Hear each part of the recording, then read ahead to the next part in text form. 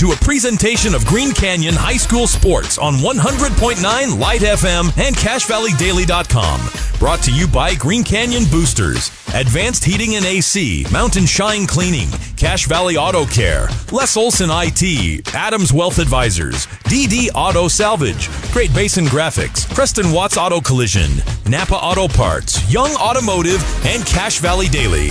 Now it's time for the Green Canyon Wolves on 100.9 Light FM.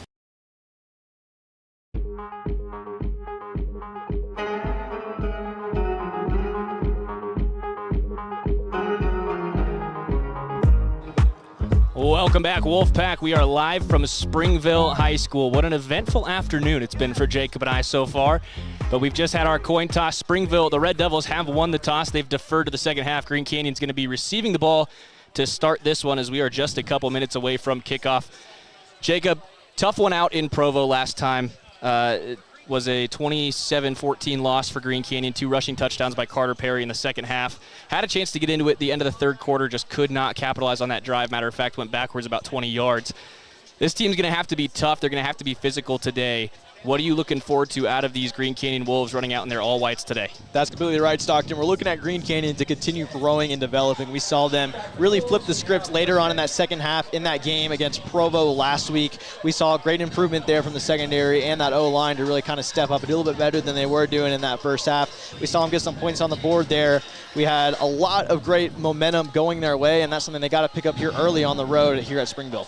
Stockton Jukes, Jacob Pitcher here with you on 100.9 Light FM, the home of the Green Canyon Wolves, also streaming on YouTube and CashValleyDaily.com, the home of our production. Packed student section here. It's a blackout for the Springville Red Devils. 12 minutes on the clock in the first quarter. Right to left, Springville will kick across your radio dial, and here we go. It's a deep one all the way back across the goal line. Paps takes it in the blue paint. And Green Canyon will start this one from the 20. Left to right across your radio dial in this opening drive. Green Canyon's offense getting started. Now the question is, Jacob, who's coming out to play quarterback? We're about to see right here, Stockton, Carter Perry last game. 2 rushing touchdowns for him. It looked really well inside the pocket there, getting some passes off. Again, not enough to really put him over the edge in that win, but I am really curious to see what Coach JT is going to go with today. Carter Perry finishing out that game last week. And we're about to find out right here.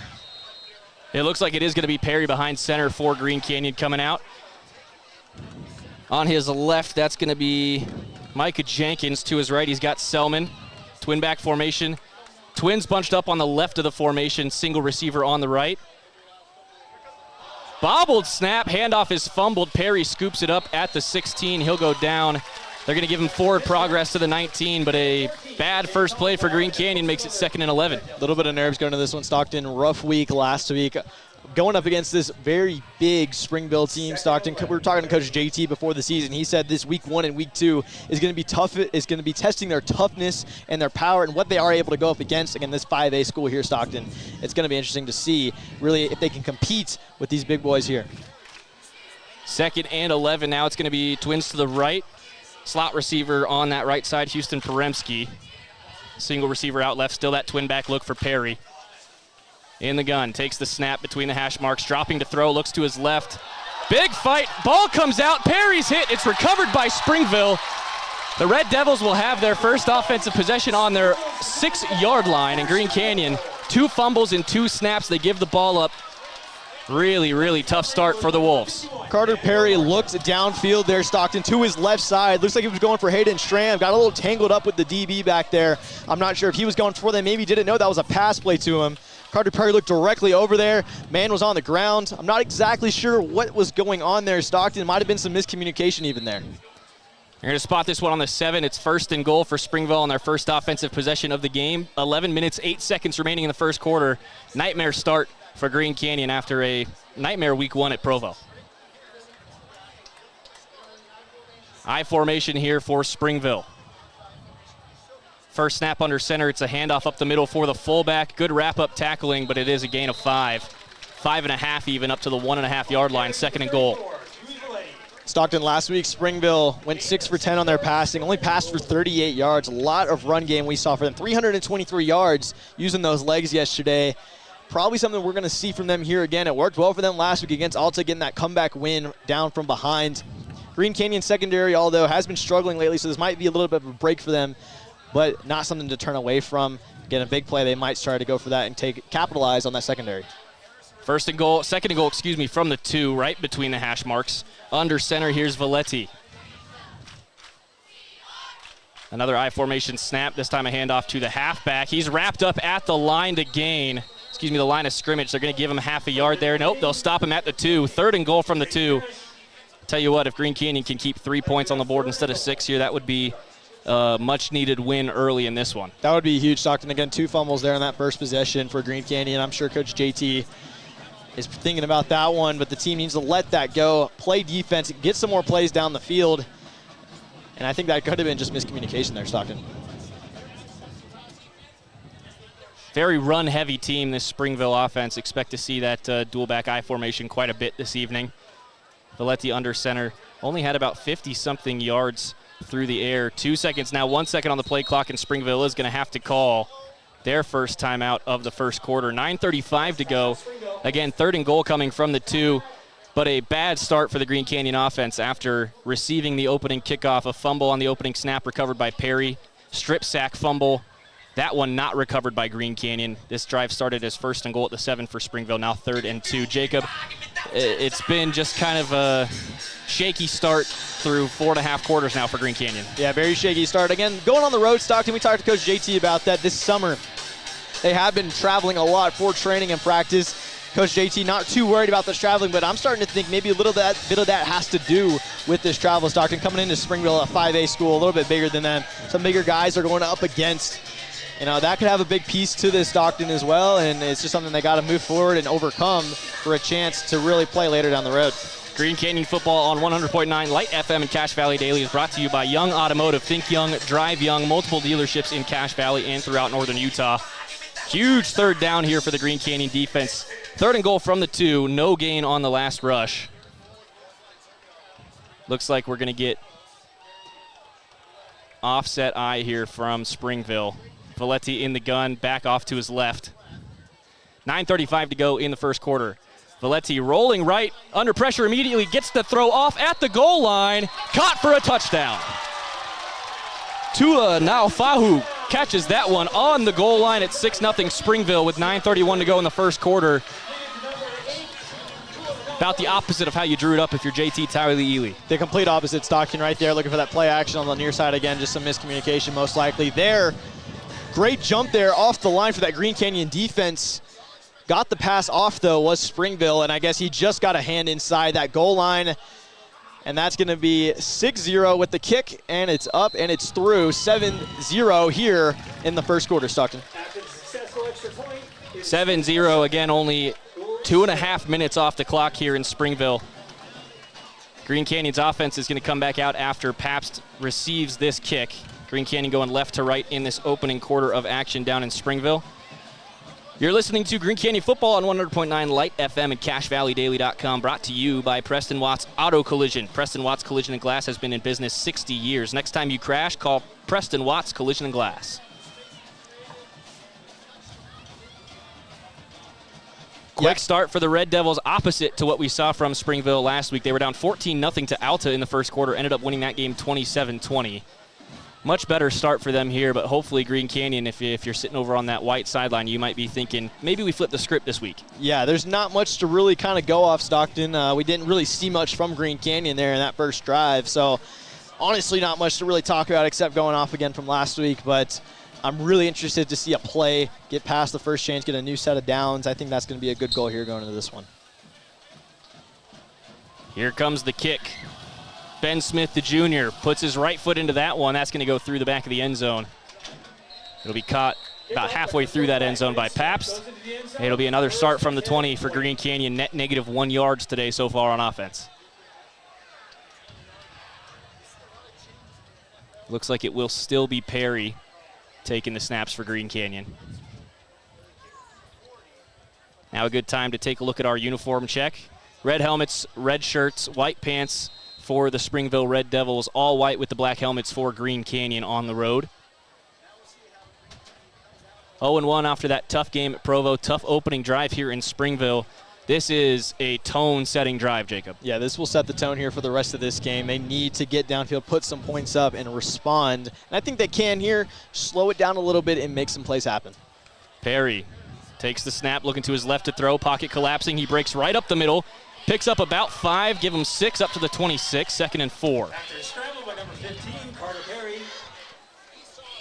Yeah, we talked to Coach JT earlier in the year, so we probably said this a little bit last week, but those off-script plays right there, Carter Perry really great at being able to make those, finding a gap up the middle, realizing that pocket's collapsing on him, finds a gap, gets a couple yards out of it, but now that O-line needs to step up here so we can get a pass off and get some more yards downfield. Spot takes the nose of the football to the 27. It'll be 2nd and 3 for Green Canyon. Dual back for Perry, one on either side, fakes the handoff. I think he might have got confused on the play call there because he just ran up the middle, maybe got half a yard. It'll be 3rd and short, 3rd and 2.5 for Green Canyon. That might have been the second confusing play call we've seen from this Green Canyon team. Again, that pass attempt there on that 2nd down, 3rd down, and then right there, Stockton. I don't know what's happening on that sideline there, but looks like some miscommunication. I think that kind of confirms it there. Couple offensive substitutions for Green Canyon as they bring Cody Edelmayer onto the field. And a 3-and-out is not what you need here if you're Green Canyon. Paps draws a one-on-one on this near side, right side of the offense against Damian Baby Tupu. 3rd and short, Perry looking his way. Gonna float one down the sideline for Schramm. Schramm makes the grab. Unbelievable catch for Hayden Schramm on the opposite 47, but he is hesitant to put weight on that right foot. That was a double coverage back shoulder grab by Hayden Schramm in traffic. That's unbelievable ball spotting. Yeah, what a snag there. He does look like he is hurt grabbing that right heel. Looks like he's going to sub himself out here. Bryson Pabst will come on, so will Parker Lowe. Excuse me, no, that's Drage Briggs. Parker was wearing 84 last year. Yeah, just threw it up there. Hayden Schramm, a lot of good catches. We saw him last week and last season, but right there, goes up big time. Two-handed grab, keeps that right foot in bounds. Hopefully we'll see him back here in a second as he's hopping off there on the sideline. Looks like he's going to get checked out with the trainers, but that, hopefully we can get him back in. Gain of about 25 for first down there. Perry to Schramm on the near side. Now we've got timeouts called by Towey-Ely as the play clock expires. Timeout taken on either side. 7:35 to go in this first quarter. Green Canyon across midfield with a 1st and 10 on the other side of this break. But Jacob, so-and-so start on this offensive drive so far. I mean, it's a great pass to Pabst there, but we've seen confusion on what the play is. Yeah, 100%. A little bit of miscommunication there, a little bit of delay there with that play call right there. And yeah, Stockton, I think that's exactly what it is, some miscommunications going down. Again, we saw it in that first drive. I was a little hesitant to call that out, but now I think that definitely is what's happening. Got to make the plays that you need to have open down the field. And, you know, that pass, we've seen one good pass, and honestly, Stockton, one good pass and a 6-yard run there from Perry, and that's really all we've seen from life out of this offense. So we'll have to see what else Green Canyon can produce here on this drive. Something else to be wary of, this Red Devil defense, not one to get past easily. 2 interceptions and a forced fumble last week against Alta. They've already got a fumble recovery early in this one. But it's 1st and 10 as Green Canyon works from the near side hash mark on the right side of their perspective. Just across midfield, Perry with the back on either side takes the snap. He's going to hand this one off. Jenkins is swallowed up right at the line of scrimmage. They'll give him the stick on the spot, but nothing else. O-line, I think I saw 2 linemen just fall right on their backs there, Stockton, just completely bulldozed over there by that defensive line we're seeing from Springville. And that is something that Green Canyon has had a couple of issues with. Carter Perry, though, is confident in staying in that pocket longer than we did see in that first half last game. To your point, though, those offensive line struggles kind of killed any comeback momentum Green Canyon was building early in that third quarter last week.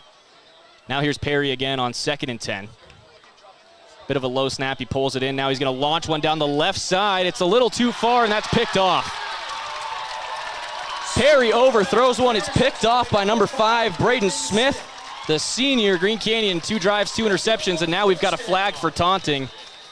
It'll still be Springville ball, but they're going to go back probably 15 yards. That is just, yeah, bad sportsmanship, I guess, from that Springville side. Throwing that ball straight up in the air towards the Green Canyon sideline, and hopefully Green Canyon can keep their composure in this one. But yeah, that pass, Stockton, a little underthrown there, snatched up by that Springville defender. And unfortunately, Green Canyon just killed that momentum. That ball was kind of forced, Stockton. Great coverage there we saw from Springville. But it's kind of hard, like you said, to get past this defense, but dang, that is just a tough break for the Wolves. So it is going to be an unsportsmanlike against the Red Devils. They'll be marched back 15 from the 21-yard line, so this will take them back to about the 6.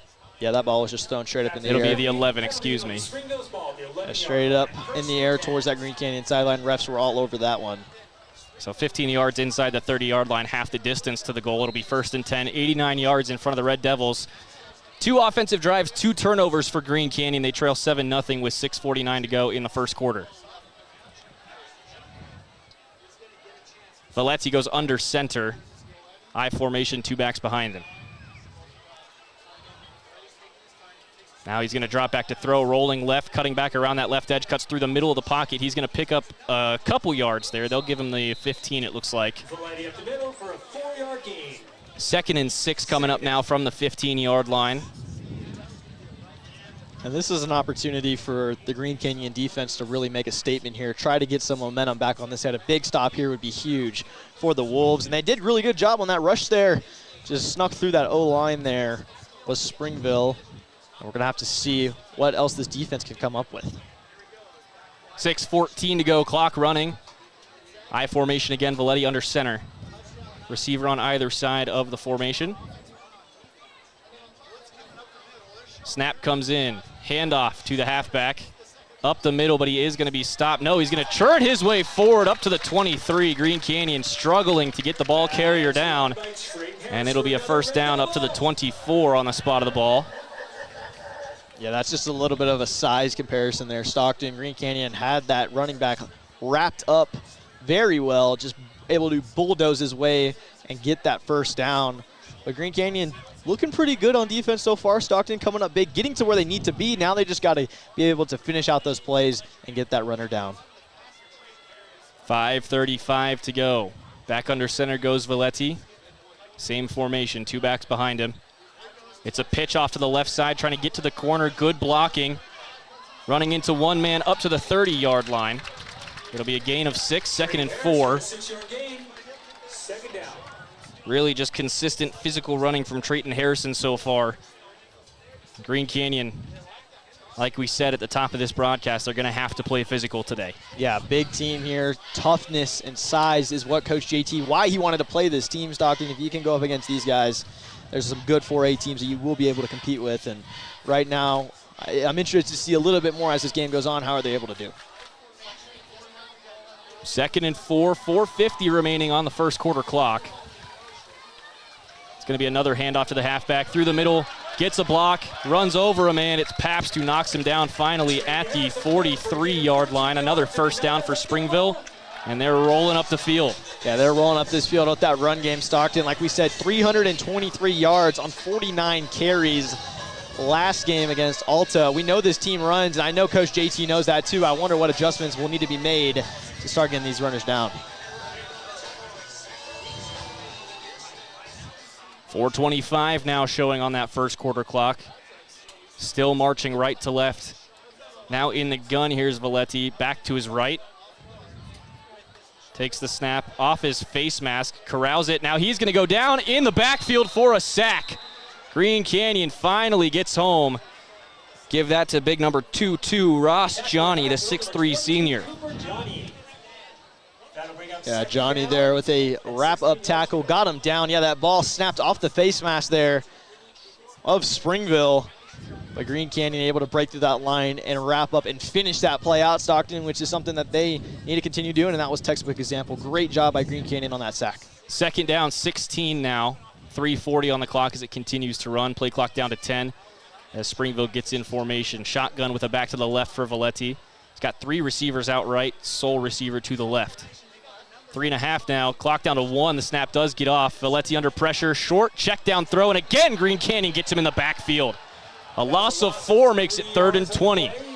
This is that momentum Green Canyon needs to ride on, Stockton. One more big stop back, 3rd and 20. And now Green Canyon's got a little bit of life showing. A big stop here would be huge for them and gets this offense rolling on the other end. Good tracking around the edge there by 54 Sawyer Rainey, who had the game-opening interception at Provo last week. Under 3 to go now in the first quarter. Play clock down to 13. Still in the huddle are the Red Devils. Play clock down to 10. They've got to hurry. Lackadaisical out of the huddle. 7 on the play clock. 5, 4, 3. Motion behind the formation. 2, 1. And they just barely get the snap off. No timeout called. Over the middle. Valetti into traffic. 2 Wolves tried to pick that off, and they knocked it away from each other, but great coverage. It was Parker Lowe and Braxton Bowman knocking that one out of the air. 4th and 20 coming up. Green Canyon forces the punt. 2 turnovers on 2 offensive drives, but the defense stands up tall. Maybe that's the injection of swagger that you needed. I think that is, and like we said, Stockton, Green Canyon has been built on their defensive skills. They have been a defense identity team, and this is that defense that they need to step up with to try to light that fire underneath their offense and get some points on that board. Springville punter just inside his own 20. No wind down here in Springville this evening. That one gets off cleanly, nearly blocked. It's an end over end right into the chest of Paps at the 23. Paps around the left side, gets a couple blocks across the 35. Now there's going to be a flag on Green Canyon as Paps goes out just shy of the 50. But I think we're going to see a hold on Green Canyon back at the 33. Yeah, it looks like Green Canyon might have pancaked down one of the Springville defenders. It is a hold. Kind of hit each other, and yeah, that wasn't too pretty looking. Let's get the call here. It was Bowman that got tangled up with his assignment.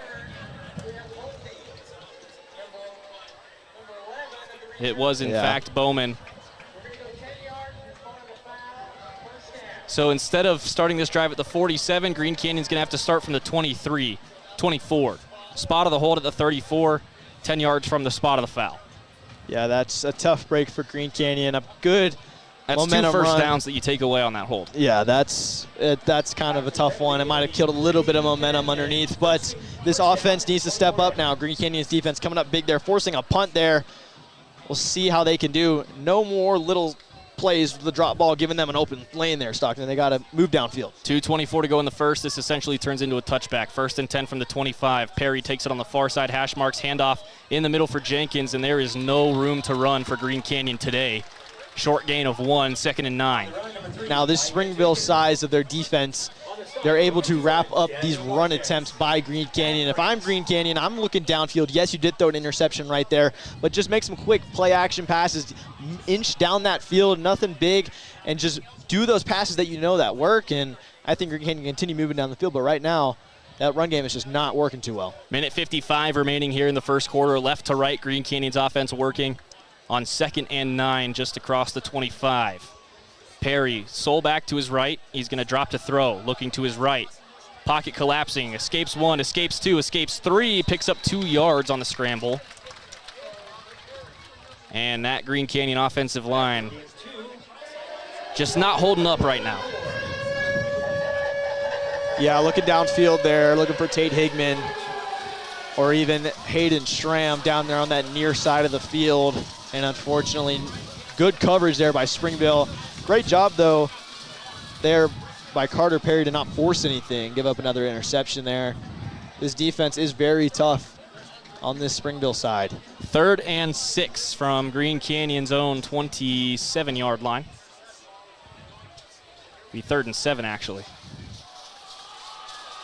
Snap goes into Perry, looking to throw. Pocket immediately collapsing. 2 Springville Red Devils run into each other, knock each other over in the backfield. Perry pump fakes, gets across the sticks up to the 40. What a run by Carter Perry, trying to drag this Green Canyon offense down the field, not getting much help elsewhere. That was a scary moment for Green Canyon. If one hand got on his foot and he goes down, they're down pinned there around the 15-yard line. Good job by Carter Perry to scramble and break free. Again, those off-script plays coming up big again for Green Canyon. Again, Carter Perry got the 2 touchdowns in that last game, both rushing down the field. And, man, those just got to be able to get something off, enough time to get something off, Stockton. 47 seconds remain in this first quarter. 1st and 10 from the 42 for Green Canyon. It's a handoff for Jenkins. That time he does plow through a couple bodies. They'll give him the 46. It's a gain of 4. Staying right on schedule there, 2nd and 6. Yeah, not too bad there. Got some yards out of that run. Probably feels pretty good if you're running a couple. At least something's going for Green Canyon. Looks like, I wonder, the clock will continue to run here. And we'll see if Green Canyon decides to get another playoff, and they might just have to. 1.5 seconds difference between the play clock and the game clock, so they will have to snap the ball one more time. Play clock down to 10 now as they take to the formation. It's going to be Pabst out wide left, Schramm on this near side. Slot receiver out left looks to be Poremski. Perry takes the snap with 3 seconds left in the quarter. Now it's a fade down that left sideline for Pabst. He caught it one-handed with the defender draped all over his collarbone. And a flag down there. That's going to be a PI added on top. But what a fantastic catch there by Pabst down the field. One-handed grab over the body. Stretched out with his left hand, scooped it basket catch style. Got dragged down by the horse collar in the process. DPI is going to be waved off. It'll be 1st and 10 at the 25. You'll take that catch and throw any day. Let that stay on the stat sheet. That's the end of the first quarter. Green Canyon finally finding some momentum, Jacob. Yeah, exactly, Stockton, and that's exactly what Carter Perry was trying to do earlier. Just underthrew that ball, did not underthrow it there. A absolute dot down the field, and Green Canyon will be at the 25-yard line pending a flag here when we come back.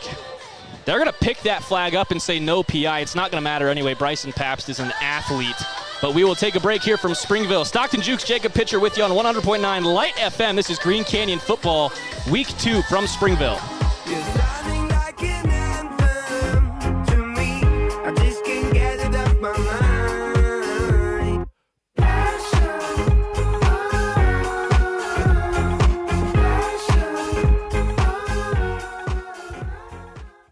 There's nothing quite like a great hometown. At the Young Automotive Group's Cache Valley dealerships, it's our privilege to call Logan home. We not only work to provide you with an exceptional customer experience, but take care of the community. We're committed to driving Logan forward.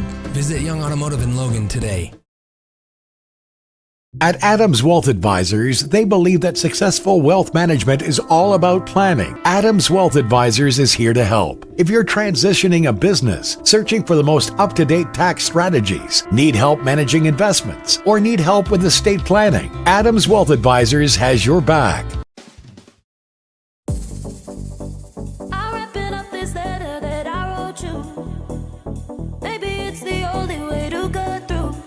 Welcome back to Springville, Utah. Stockton Jukes, Jacob Pitcher here with you for Green Canyon's Week 2. 7-0 Springville, but the Wolves are marching after a heroic basket catch by Bryson Pabst to end the first quarter. Now we switch ends. Right to left goes Green Canyon on the near side hash marks.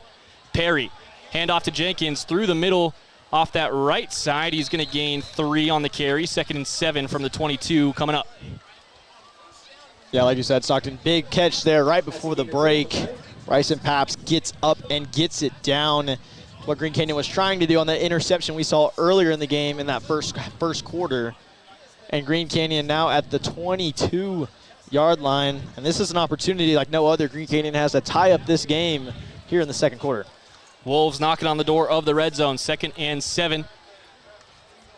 Perry with a back on either side. He's got Pabst solo to the left, 2 receivers out right. Now he's looking Bryson's way. No, it's going to be a check down to Jenkins. Nice designed out just off the line of scrimmage, and into the red zone goes Green Canyon. Clock will run. It'll be 3rd and 4 from the 19. Well inside Tanner Holt's range, so you'll have points on the board here, barring a turnover or a huge sack. However, you'd really like to level this thing up here, Jacob. It's been a tough 5 quarters of offense for Green Canyon so far this season. Yeah, go for the goal here. Get their first points of the season in that first half, Stockton. And looks like we're going to have an ISO here on that right side with Schramm. I wouldn't doubt it if he looks that way, Stockton. Like you said, Schramm by himself just outside the far hash marks. Perry takes the snap. Rolling right, looking at Schramm. Designed curl route. Schramm makes the grab under heavy pressure, and despite getting drilled at the spot of the catch, takes it in at the 11. 1st down, Green Canyon, and we're into the red zone. Firmly brought to you by Great Basin Graphics. They do custom t-shirts, detailed embroidery, and graphic designs that will get your business noticed. How about Schramm, though, holding on to that ball, Stockton? Like you said, a big hit there. Springville back on their back feet on that, comes up and just smokes them. Great job by him to hold on to that. And really good sell by Hayden Schramm on that far side to fake to the end zone and curl right past the sticks. Now here's Perry again, looking to his right. Quick out. Selman makes the grab, forced out of bounds. I think maybe a yard past the line of scrimmage. Looks like they'll give him 2, maybe. That ball is going to be at the 11. It's a gain of 1. Green Canyon trying to use a lot of the flats on either side of the formation in this drive. Yeah, this drive is huge for Green Canyon here, Stockton. Getting that ball into the end zone would tie up this game here in the second quarter. That defense coming up big earlier for them. This is offensive's turn to make something happen. 2nd and 9. Schramm ISO on the left side, and now a timeout has been called by Springville, their second of the half, with 10:10 remaining in the second quarter. Massive red zone trip here for Green Canyon after a struggle bus start to this game. 2 turnovers in 2 offensive possessions. Gave up a touchdown on their first defensive possession. Made a great stand, ending in a punt from 4th and 20 on that subsequent possession after the interception, Jacob. But it's really the offense now that needs to get going. We know defense is the identity of this Green Canyon team, but the offense has been the question mark this offseason, and there's still a couple question marks floating around there. Yeah, like you said, Stockton, that is the identity of this team, is defense. It's exactly like we said last year. Their defense came up big throughout the season. This year, defense a little rough in the secondary last week at Provo, but coming up big here once again. Coach JT told us earlier in the season, Stockton, that they just want to get points on the board. They want to start scoring now and capitalizing on this defense they have at their resource right now. Is a test to that here against this 5A school here at Springville. Springville, the Red Devils, went 6-6 last season in 5A, 2-3 in Region 7. A strong start against Alta last week has them 1-0 on the year, looking to extend that streak. Green Canyon looking to even this one up, 2nd and 9 from the 11. Perry in the gun with the back on either side. Pabst out left with a slot receiver in Peremski in between him and Perry. Now they're going to fade one into the back corner for Pabst. Bryson, ripped out on the ground. Great coverage by Zach Henderson. Bryson almost had another circus catch in that back near corner of the end zone, but as they go to the ground, Henderson gets a hand in there and rips it out. Great coverage by the Red Devil cornerback. Yeah, great coverage there. Looks like Bryson They got forgot up. to run the clock on that play, by the way. It's still 10-10 to go in the second quarter. Yeah, Bryson able to get up, 2 hands on it, just slams that ground and just barely comes out. Great coverage there by Springville. Secondary coming up here. Huge there as it's 3rd down with still 9 to go. 3rd and 9. Field goal range here, but you'd like 6 instead of 3. It's basic math. Here's Perry looking left, floating one again towards Schramm. This time underthrown. Schramm had to come in and get it. Ends up cutting off the intended target, number 47. That was Tate Higgum. And some confusion about positioning there in the end zone will bring Tanner Holt out for the Wolves. I like the idea of Coach JT going 2 deep balls for the end zone, seeing if you're even able to really get 7 up. If not, bring out your kicking team there and get 3 on. But I do like it. Back-to-back deep balls. A little bit underthrown there. Kind of scared me a little bit as we saw in that first interception. Underthrown ball for the interception. We'll see if Green Canyon can get 3 on the board. I think in that situation, you got to ISO Schramm out there. If you have Higgum running into that same area, you cause what just happened right there. That one brushed, and Holt does squeak that through. Springville scary on the field goal coverage, but Tanner Holt now 1 for 2 from the field on the season. It's 7-3, Green Canyon's on the board. Yeah, Holtz with a good kick there. Looks like some of the Green Canyon linemen are chatting it up with the official. Might have been some contact at the end of the kick there. A lot of Springville going after that ball. But yeah, Green Canyon gets 3 on the board after a big drive down the field. Defense coming up big there, and now they'll have another opportunity here to come up with another stop to keep this game within reach. 7-3 with just under 10 minutes to play in the second quarter from Springville. The 5A Red Devils holding on to a 4-point lead now after Green Canyon gets to the red zone but cannot get past that 10-yard line. Holt's going to kick this one from the near side hash mark as he kicks right to left from our perspective. There's a slight breeze coming from behind Green Canyon towards that end zone they're kicking to, but it is ever so slight, not going to have much of an effect on the football. Holt gets us back underway, drills that one through the end zone. And it'll be a touchback, 80 yards to go for the Red Devils with 9:58 to play in this quarter. Some to start keeping an eye on for Green Canyon. You're giving Springville the ball back after this half. They'll be receiving that third quarter kickoff. You managed to get a stop here on defense. How quickly do you go to that 4-minute offense and start to chew the clock down? I mean, still 9:58 left to play in this one, Stockton. It's still a game within reach for either squad. And right now, if you're Springville, just keep running that ball. That run game worked well for you last week. As for Green Canyon, stop the run, plain and simple. That's what's been moving them down the field. The passing has been able to be covered really well thus far. In that run game, though, that is what's kind of the identity, I guess you could say, for the Springville team on the offensive side. 9:58 to go. I formation for Springville under center. And a handoff again up the middle, running around towards that left side of the formation. That's a great gain of 8 yards. Green Canyon, once again, it was a story against Provo last week, and it's becoming a story here in Springville. They're losing the trench battle on both sides of the football. Yeah, like you said, losing that trench battle, a little bit coming due to the size comparison we are seeing between these two schools. But Coach JT, like we've said all night tonight, wanted to go up against this team for that size reason, to see how they can compare against those larger squads. 9:24 remaining in the quarter. 2nd and 2 now for the Red Devils. Under center, Valetti. Same play. This time they switch to the right side. It's a handoff up the middle across the 30 to the 31. It's a first down.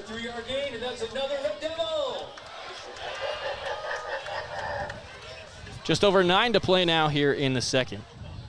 Still 7-3 Springville as they get another first down across their own 30-yard line.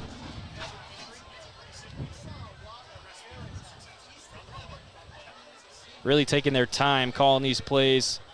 You can tell this is a game management team. They really like to control the pace of play. I formation again. Motion now. Switching to the right side of the formation. It's a handoff up the middle. Tripped up just across the line of scrimmage. It'll be a gain of 3. 2nd and 7. Give the tackle to Ross Johnny, and Johnny's having a great game so far tonight. Yeah, a lot of tackles for him today. We're seeing this Green Canyon team kind of just rushing straight back for that quarterback on the Springville, not really picking up exactly where that handoff run is going to go, if it's going to go around the sides or straight through that line. And I think that's a little bit of what this Green Canyon team's defense is missing on that run game a little bit, just picking up that run early and recognizing where that ball is going to go. 8:18 remaining in the second. 2nd and 7 for Springville. I formation again. Receiver on either side of that formation. Handoff through the middle, up across the 35. It'll be a gain of 4 to the 37. 38, excuse me. 3rd and 3 coming up. Yeah, we're going to have to see what the Red Devils go for here, if they're going to go for a pass or try to just plow it through for 4 yards to get that first down. But well, you look at last week's stats for Valetti. 6 for 10 through the air with 38 yards and 2 passing touchdowns, also through an interception. On the ground, though, 17 rush attempts for 149 yards and a touchdown. The odds say run. We'll have to find out. 3rd and 3. 7.5 to go in the quarter. They're going to run around that right edge. Green Canyon, good pursuit, but too much physicality. Paps is going to drag him down right at the 42. They'll give him 43 on forward progress, but it's 2 yards to the positive and another first down for Springville. Yeah, Green Canyon got off that line really quick and around that O-line for Springville. Just nobody able to get a hand there on the ball to take him down. Yeah, with that 2-yard gain there, they're going to get that first down. And they're looking good on defense. I was talking a couple big stops. If they can get him here and flip this field around, we'll see if they can respond to this run game. Clock down to 7 minutes now, remaining in half number 1. 7-3 Springville with another first down just behind midfield. Quick handoff to the fullback, and they're maybe going to get half a yard. Great sellout for the run there from the Green Canyon rush. Eli Wheatley getting in there and making early contact. Got some help on the tackle from Walker Ree. Walker Ray. 6:35 remaining now in the second quarter.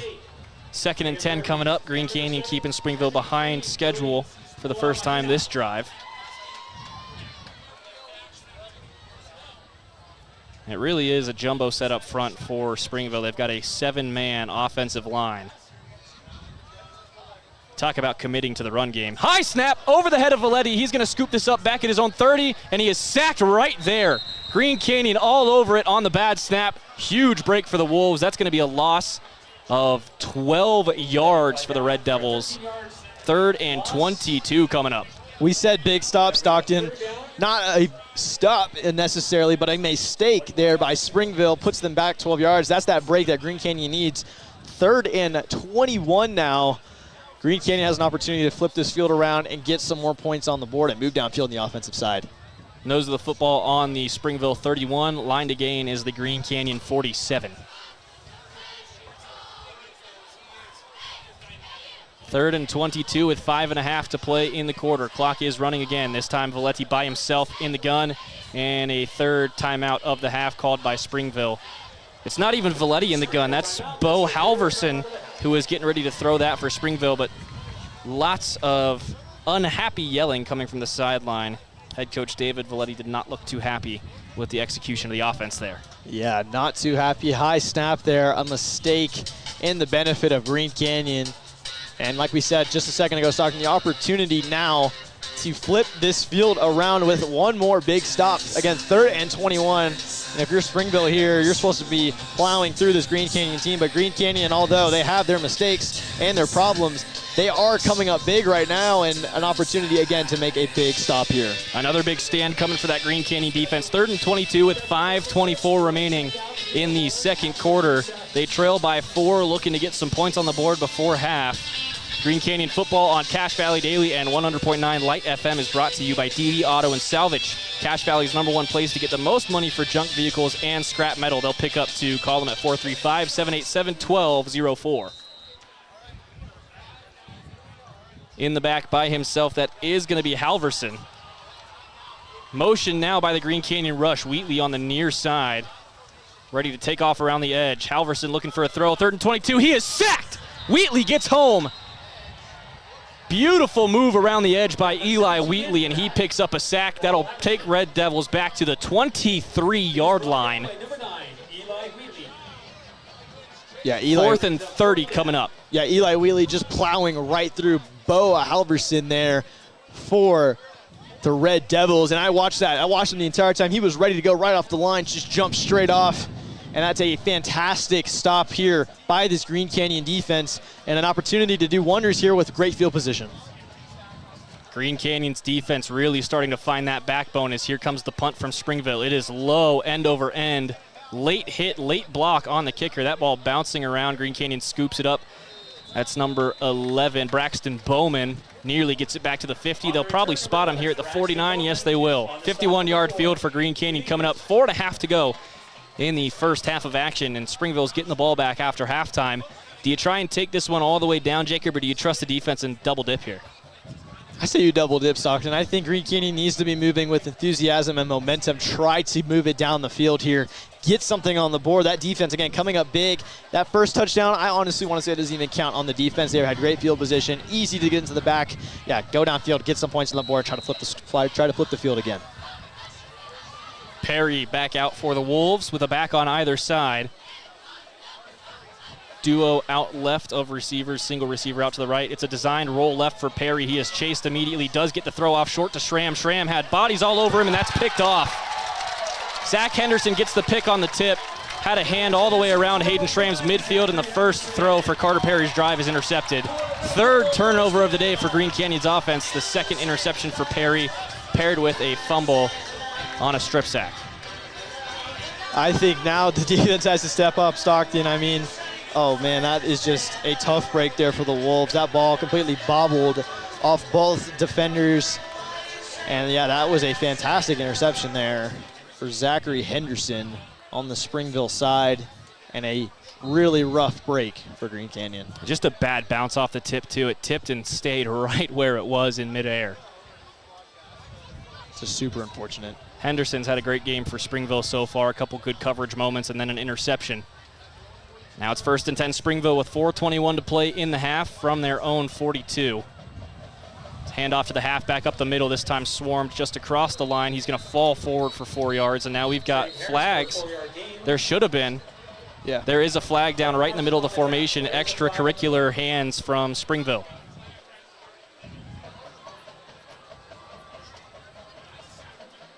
Here comes the call. If the official could get that mic on. Clock stopped at 4:15 to go in the half. That's going to go against Green Canyon. Ross Johnny called for contact to the head. And no mention of the Green Canyon Wolf that was thrown down 3 seconds after the whistle.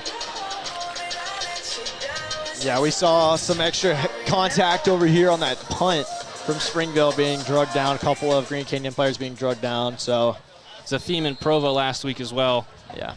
I don't think we're going to dive too heavy into that topic this week. I don't have the energy for it. 4:15 to go. It's 1st and 10 from the Green Canyon 39. Another design run. No, it's a fake.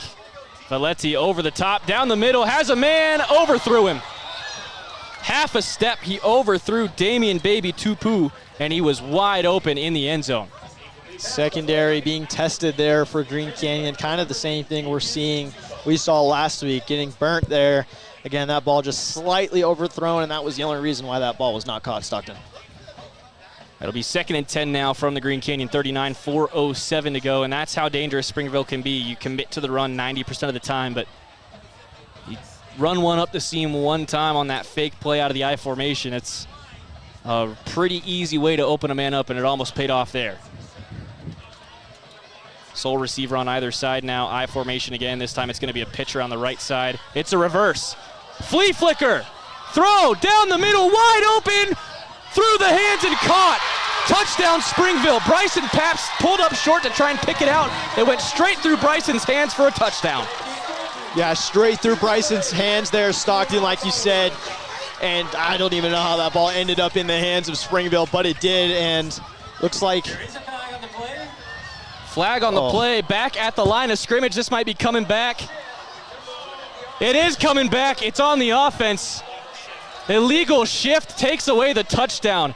Bryson Paps just got his stomach back. Oh my goodness. Oh my gosh, Stockton. That was an insanely drawn up play there by Springville.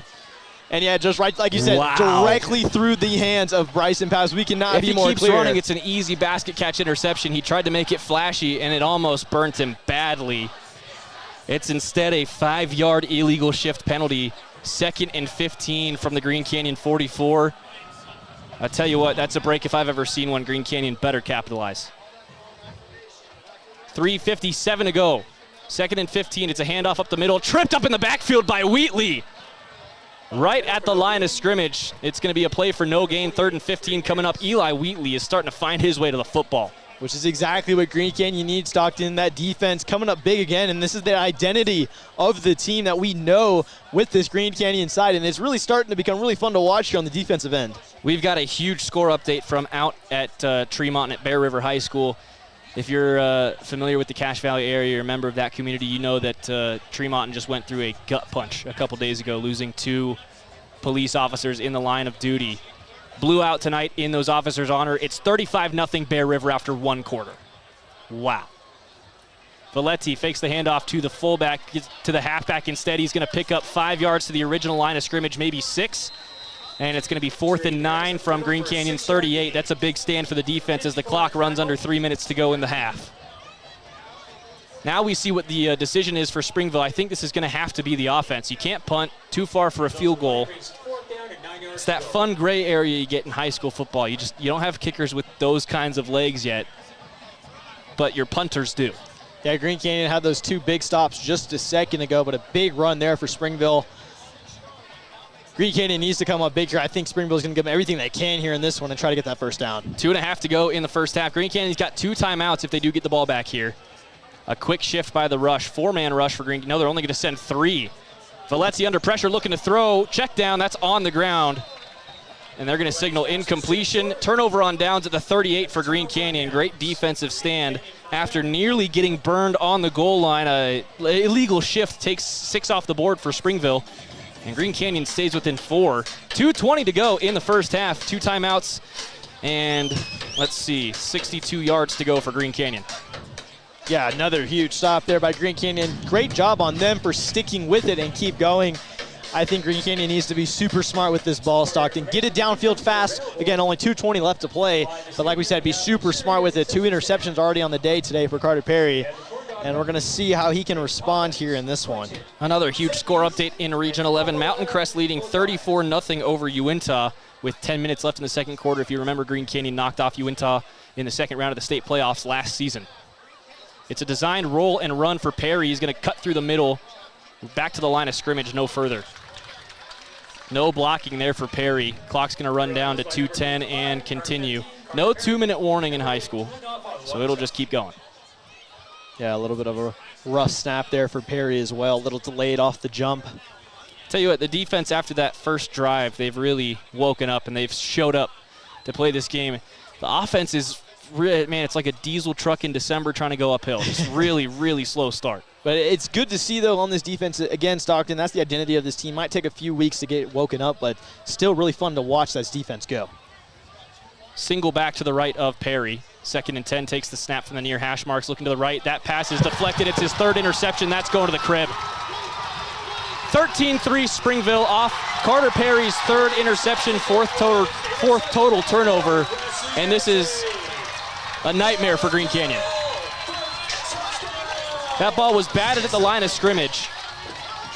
Perry tried to check it down. Instead, it flipped right into the hands of Springville's secondary.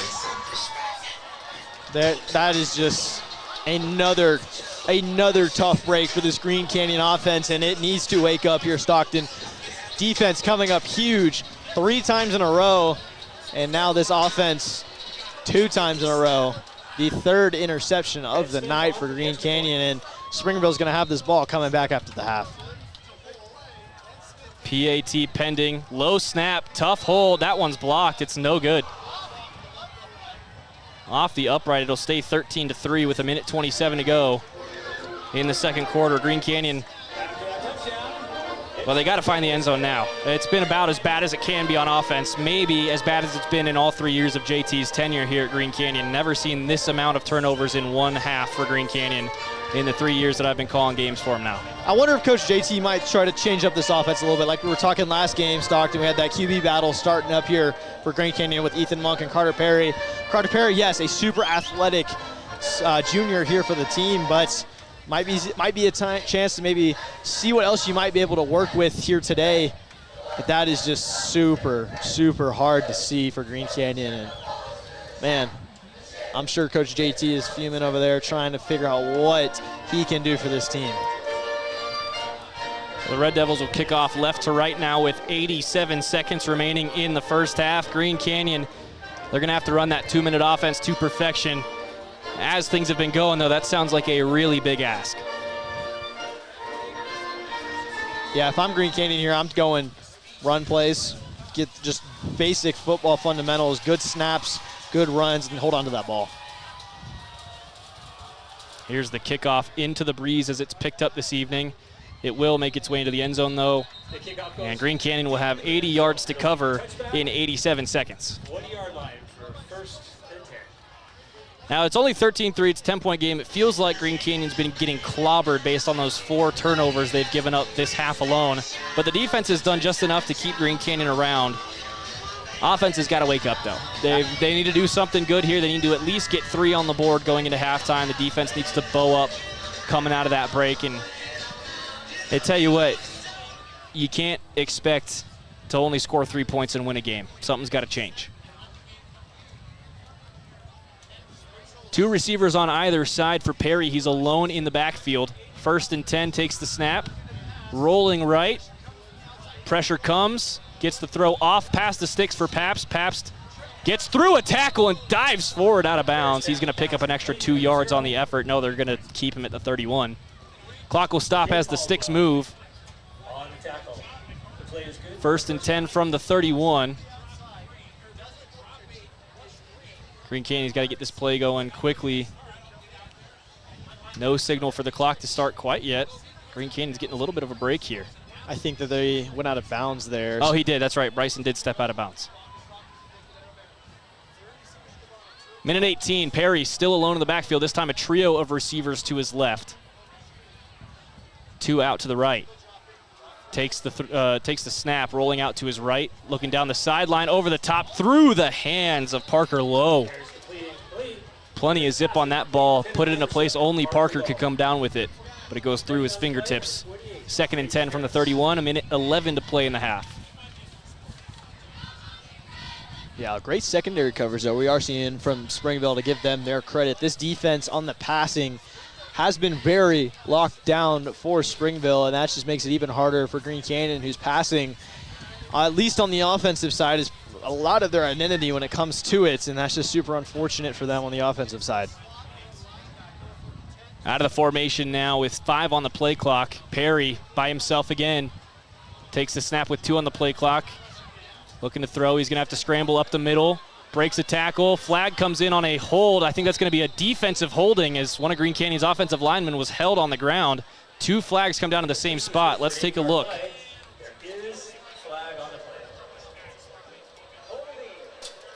No, they're going to call it on Green Canyon. It's going to go against number 74, Dakota Calverley, who was being bear hugged on the ground by Springville's defensive line. Another crucial error, I guess you could say, for this Green Canyon offense. Now they have 2nd and 20. 2nd and 20 from the 21 with 1:03 to go.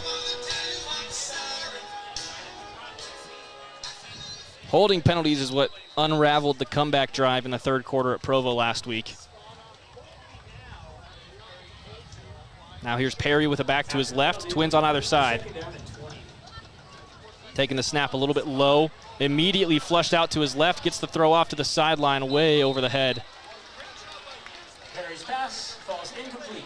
Carter Perry just isn't being given time to make any reads. No, he's not. That pocket collapsing instantly. That blitz coming off the near side. He picks it up well. Spin moves to the right away from it and tries to get somewhat downfield, but again, no blocking, no protection, and that kind of is the root to why we can't see anything really move down the field for this offense, Stockton. 3rd and 21 now for Green Canyon with 47 seconds left in the half. Really need to convert here.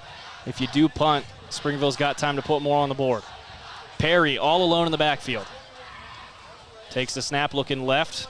Pocket collapsing yet again immediately, and he's going to be sacked at the 18. Well, the problem areas are becoming obvious for Green Canyon. Clock is going to run now. Springville's out of timeouts this half, so Green Canyon's going to be able to take this down to halftime. And that is the best thing they can do at this point, and that is what they'll do as they head off the field. 20 seconds left on the game clock, 21 on the play clock. Now they are going to stay on the field as the officials won't let them off the field until the quarter's over. So they'll just stand around and wait for halftime. It's 13-3 Springville. The Red Devils will have the ball back after halftime. Jacob, it's been somehow uglier than last week so far. Stockton, this is a very hard game to be a Green Canyon fan, and I love the drive and the determination we're seeing from this defense, but this offense is not waking up here.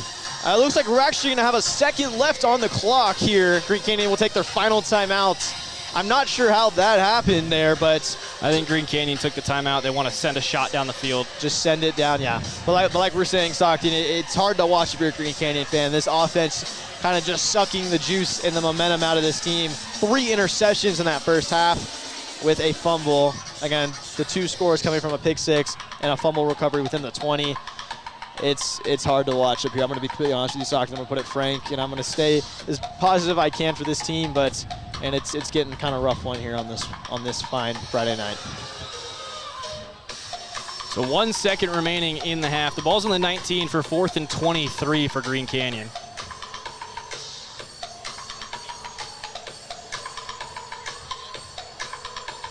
This has got to be a designed Hail Mary. There's nothing else to do in this situation except punt, but why would you put the ball in Springville's hands if they could return it for 6? If you're Springville right here, you're just blitzing all the way. You know this O-line isn't going to be able to step up. We've seen it throughout the first half today.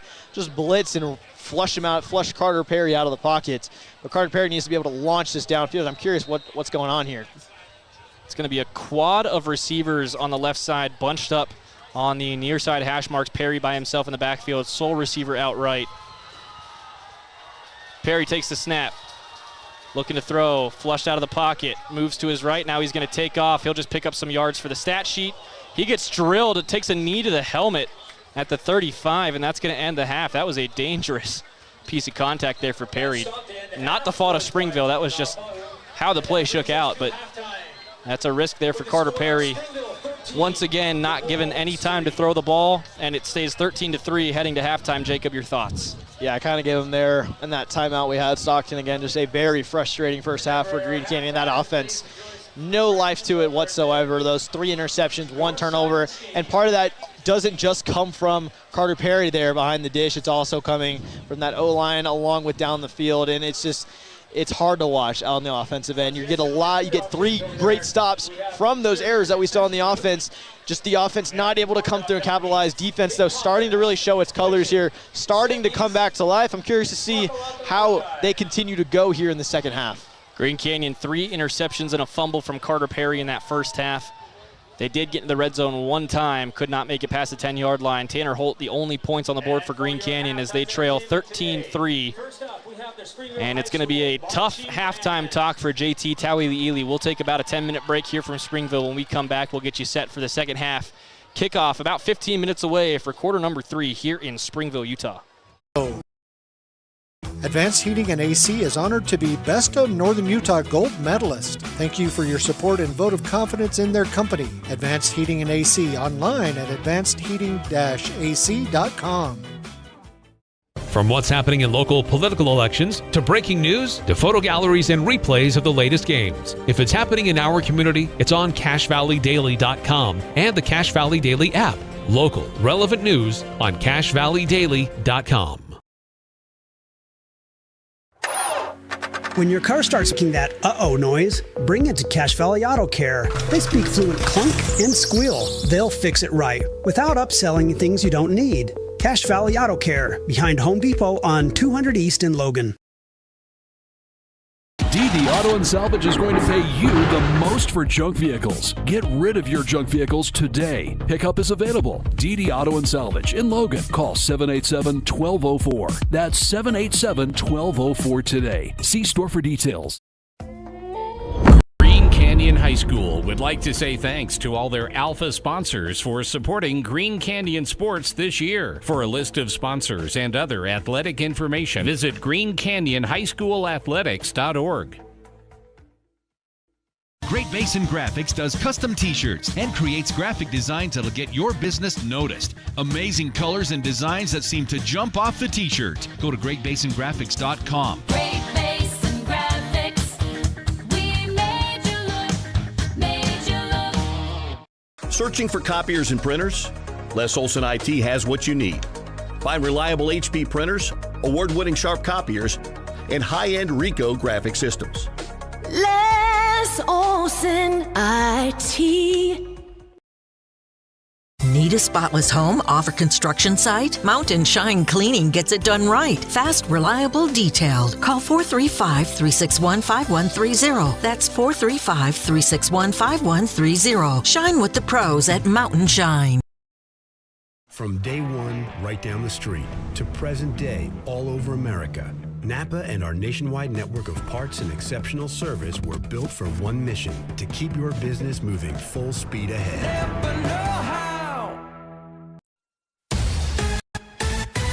Preston Watts Collision and Glass has been your #1 resource for collision repair and auto glass. We specialize in windshield repairs. Competitive prices, call Preston Watts Collision and Glass at 563-3215. We do it right. There's nothing quite like a great hometown. At the Young Automotive Group's Cache Valley dealerships, it's our privilege to call Logan home. We not only work to provide you with an exceptional customer experience, but take care of the community. We're committed to driving Logan forward. Visit Young Automotive in Logan today. At Adams Wealth Advisors, they believe that successful wealth management is all about planning. Adams Wealth Advisors is here to help. If you're transitioning a business, searching for the most up-to-date tax strategies, need help managing investments, or need help with estate planning, Adams Wealth Advisors has your back. Make it 3 years in a row. Advanced Heating and AC is honored to be Best of Northern Utah Gold Medalist. Thank you for your support and vote of confidence in their company. Advanced Heating and AC, online at advancedheating-ac.com. From what's happening in local political elections, to breaking news, to photo galleries and replays of the latest games. If it's happening in our community, it's on CacheValleyDaily.com and the Cache Valley Daily app. Local, relevant news on CacheValleyDaily.com. When your car starts making that uh-oh noise, bring it to Cache Valley Auto Care. They speak fluent clunk and squeal. They'll fix it right without upselling things you don't need. Cache Valley Auto Care, behind Home Depot on 200 East in Logan. DD Auto and Salvage is going to pay you the most for junk vehicles. Get rid of your junk vehicles today. Pickup is available. DD Auto and Salvage in Logan. Call 787-1204. That's 787-1204 today. See store for details. Green Canyon High School would like to say thanks to all their Alpha sponsors for supporting Green Canyon sports this year. For a list of sponsors and other athletic information, visit greencanyonhighschoolathletics.org. Great Basin Graphics does custom t-shirts and creates graphic designs that'll get your business noticed. Amazing colors and designs that seem to jump off the t-shirt. Go to greatbasingraphics.com. Great Basin Graphics. We made you look. Searching for copiers and printers? Les Olson IT has what you need. Find reliable HP printers, award-winning sharp copiers, and high-end Ricoh graphic systems. Les Olson IT. Need a spotless home, office, or construction site? Mountain Shine Cleaning gets it done right. Fast, reliable, detailed. Call 435-361-5130. That's 435-361-5130. Shine with the pros at Mountain Shine. From day one, right down the street, to present day, all over America, Napa and our nationwide network of parts and exceptional service were built for one mission: to keep your business moving full speed ahead.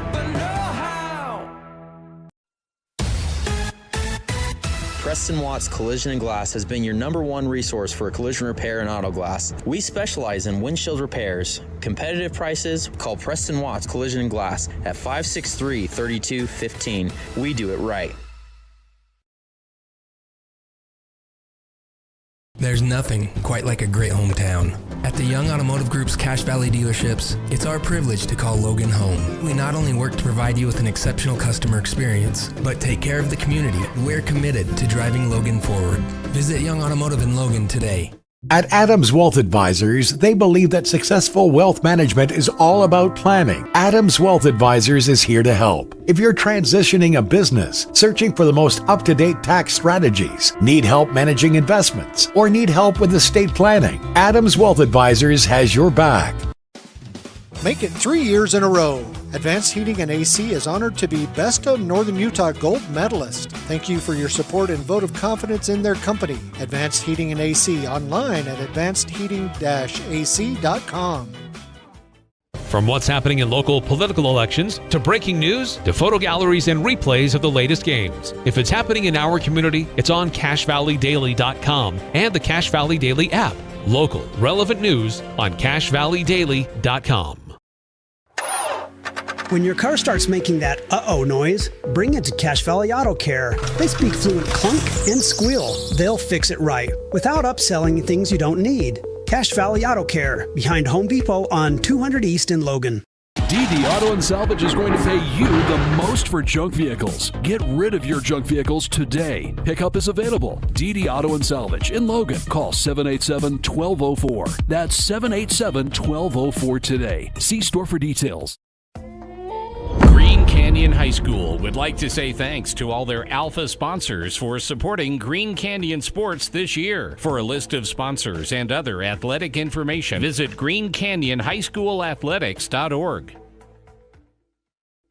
Great Basin Graphics does custom t-shirts and creates graphic designs that'll get your business noticed. Amazing colors and designs that seem to jump off the t-shirt. Go to greatbasingraphics.com. Great Basin Graphics. We made you look. Searching for copiers and printers? Les Olson IT has what you need. Find reliable HP printers, award-winning sharp copiers, and high-end Ricoh graphic systems. Les Olson IT. Need a spotless home, office, or construction site? Mountain Shine Cleaning gets it done right. Fast, reliable, detailed. Call 435-361-5130. That's 435-361-5130. Shine with the pros at Mountain Shine. From day one, right down the street, to present day, all over America, Napa and our nationwide network of parts and exceptional service were built for one mission: to keep your business moving full speed ahead.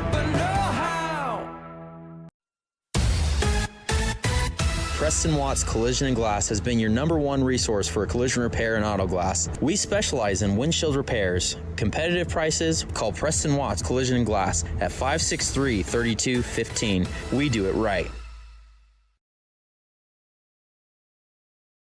There's nothing quite like a great hometown.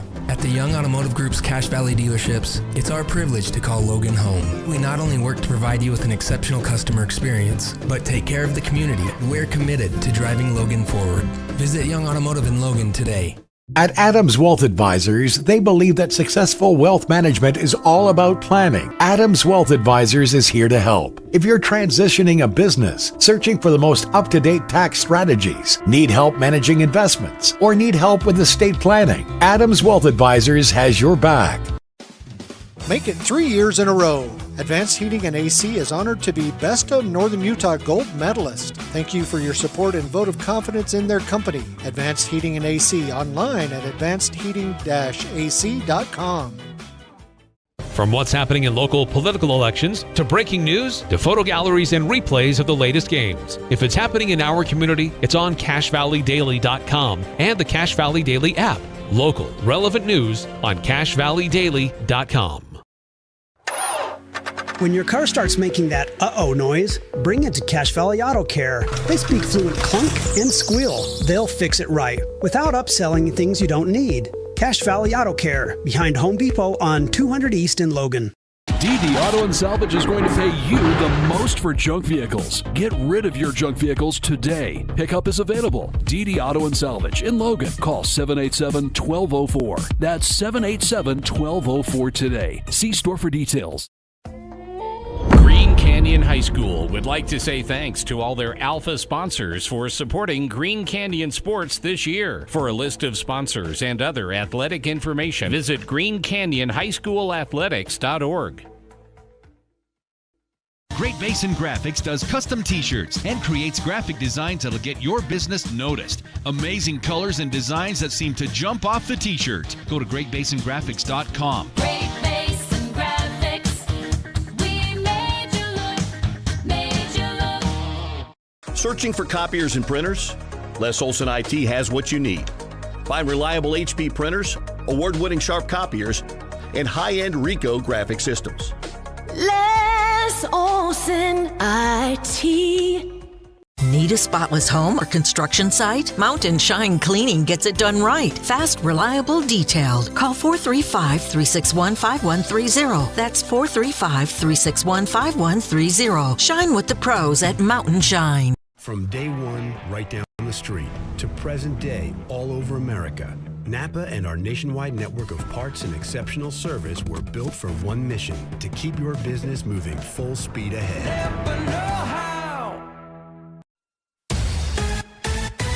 Preston Watts Collision and Glass has been your number one resource for collision repair and auto glass. We specialize in windshield repairs. Competitive prices, call Preston Watts Collision and Glass at 563-3215. We do it right. There's nothing quite like a great hometown. At the Young Automotive Group's Cache Valley dealerships, it's our privilege to call Logan home. We not only work to provide you with an exceptional customer experience, but take care of the community. We're committed to driving Logan forward. Visit Young Automotive in Logan today. At Adams Wealth Advisors, they believe that successful wealth management is all about planning. Adams Wealth Advisors is here to help. If you're transitioning a business, searching for the most up-to-date tax strategies, need help managing investments, or need help with estate planning, Adams Wealth Advisors has your back. Make it 3 years in a row. Advanced Heating and AC is honored to be Best of Northern Utah Gold Medalist. Thank you for your support and vote of confidence in their company. Advanced Heating and AC online at advancedheating-ac.com. From what's happening in local political elections, to breaking news, to photo galleries and replays of the latest games. If it's happening in our community, it's on CacheValleyDaily.com and the Cache Valley Daily app. Local, relevant news on CacheValleyDaily.com. When your car starts making that uh-oh noise, bring it to Cache Valley Auto Care. They speak fluent clunk and squeal. They'll fix it right without upselling things you don't need. Cache Valley Auto Care, behind Home Depot on 200 East in Logan. DD Auto and Salvage is going to pay you the most for junk vehicles. Get rid of your junk vehicles today. Pickup is available. DD Auto and Salvage in Logan. Call 787-1204. That's 787-1204 today. See store for details. Green Canyon High School would like to say thanks to all their Alpha sponsors for supporting Green Canyon sports this year. For a list of sponsors and other athletic information, visit greencanyonhighschoolathletics.org. Great Basin Graphics does custom t-shirts and creates graphic designs that'll get your business noticed. Amazing colors and designs that seem to jump off the t-shirt. Go to greatbasingraphics.com. Great Basin Graphics. We made you look. Searching for copiers and printers? Les Olson IT has what you need. Find reliable HP printers, award-winning Sharp copiers, and high-end Ricoh graphic systems. Les Olson IT.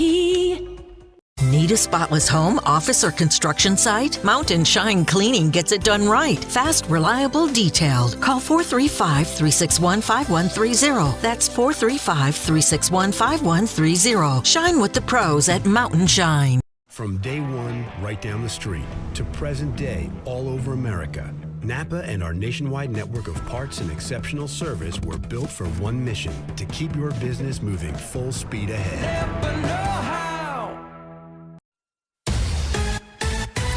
Preston Watts Collision and Glass has been your #1 resource for collision repair and auto glass. We specialize in windshield repairs. Competitive prices, call Preston Watts Collision and Glass at 563-3215. We do it right. There's nothing quite like a great hometown. At the Young Automotive Group's Cache Valley dealerships, it's our privilege to call Logan home. We not only work to provide you with an exceptional customer experience, but take care of the community. We're committed to driving Logan forward. Visit Young Automotive in Logan today. At Adams Wealth Advisors, they believe that successful wealth management is all about planning. Adams Wealth Advisors is here to help. If you're transitioning a business, searching for the most up-to-date tax strategies, need help managing investments, or need help with estate planning, Adams Wealth Advisors has your back. Make it 3 years in a row. Advanced Heating and AC is honored to be Best of Northern Utah Gold Medalist. Thank you for your support and vote of confidence in their company. Advanced Heating and AC online at advancedheating-ac.com. From what's happening in local political elections, to breaking news, to photo galleries and replays of the latest games. If it's happening in our community, it's on CacheValleyDaily.com and the Cache Valley Daily app. Local, relevant news on CacheValleyDaily.com.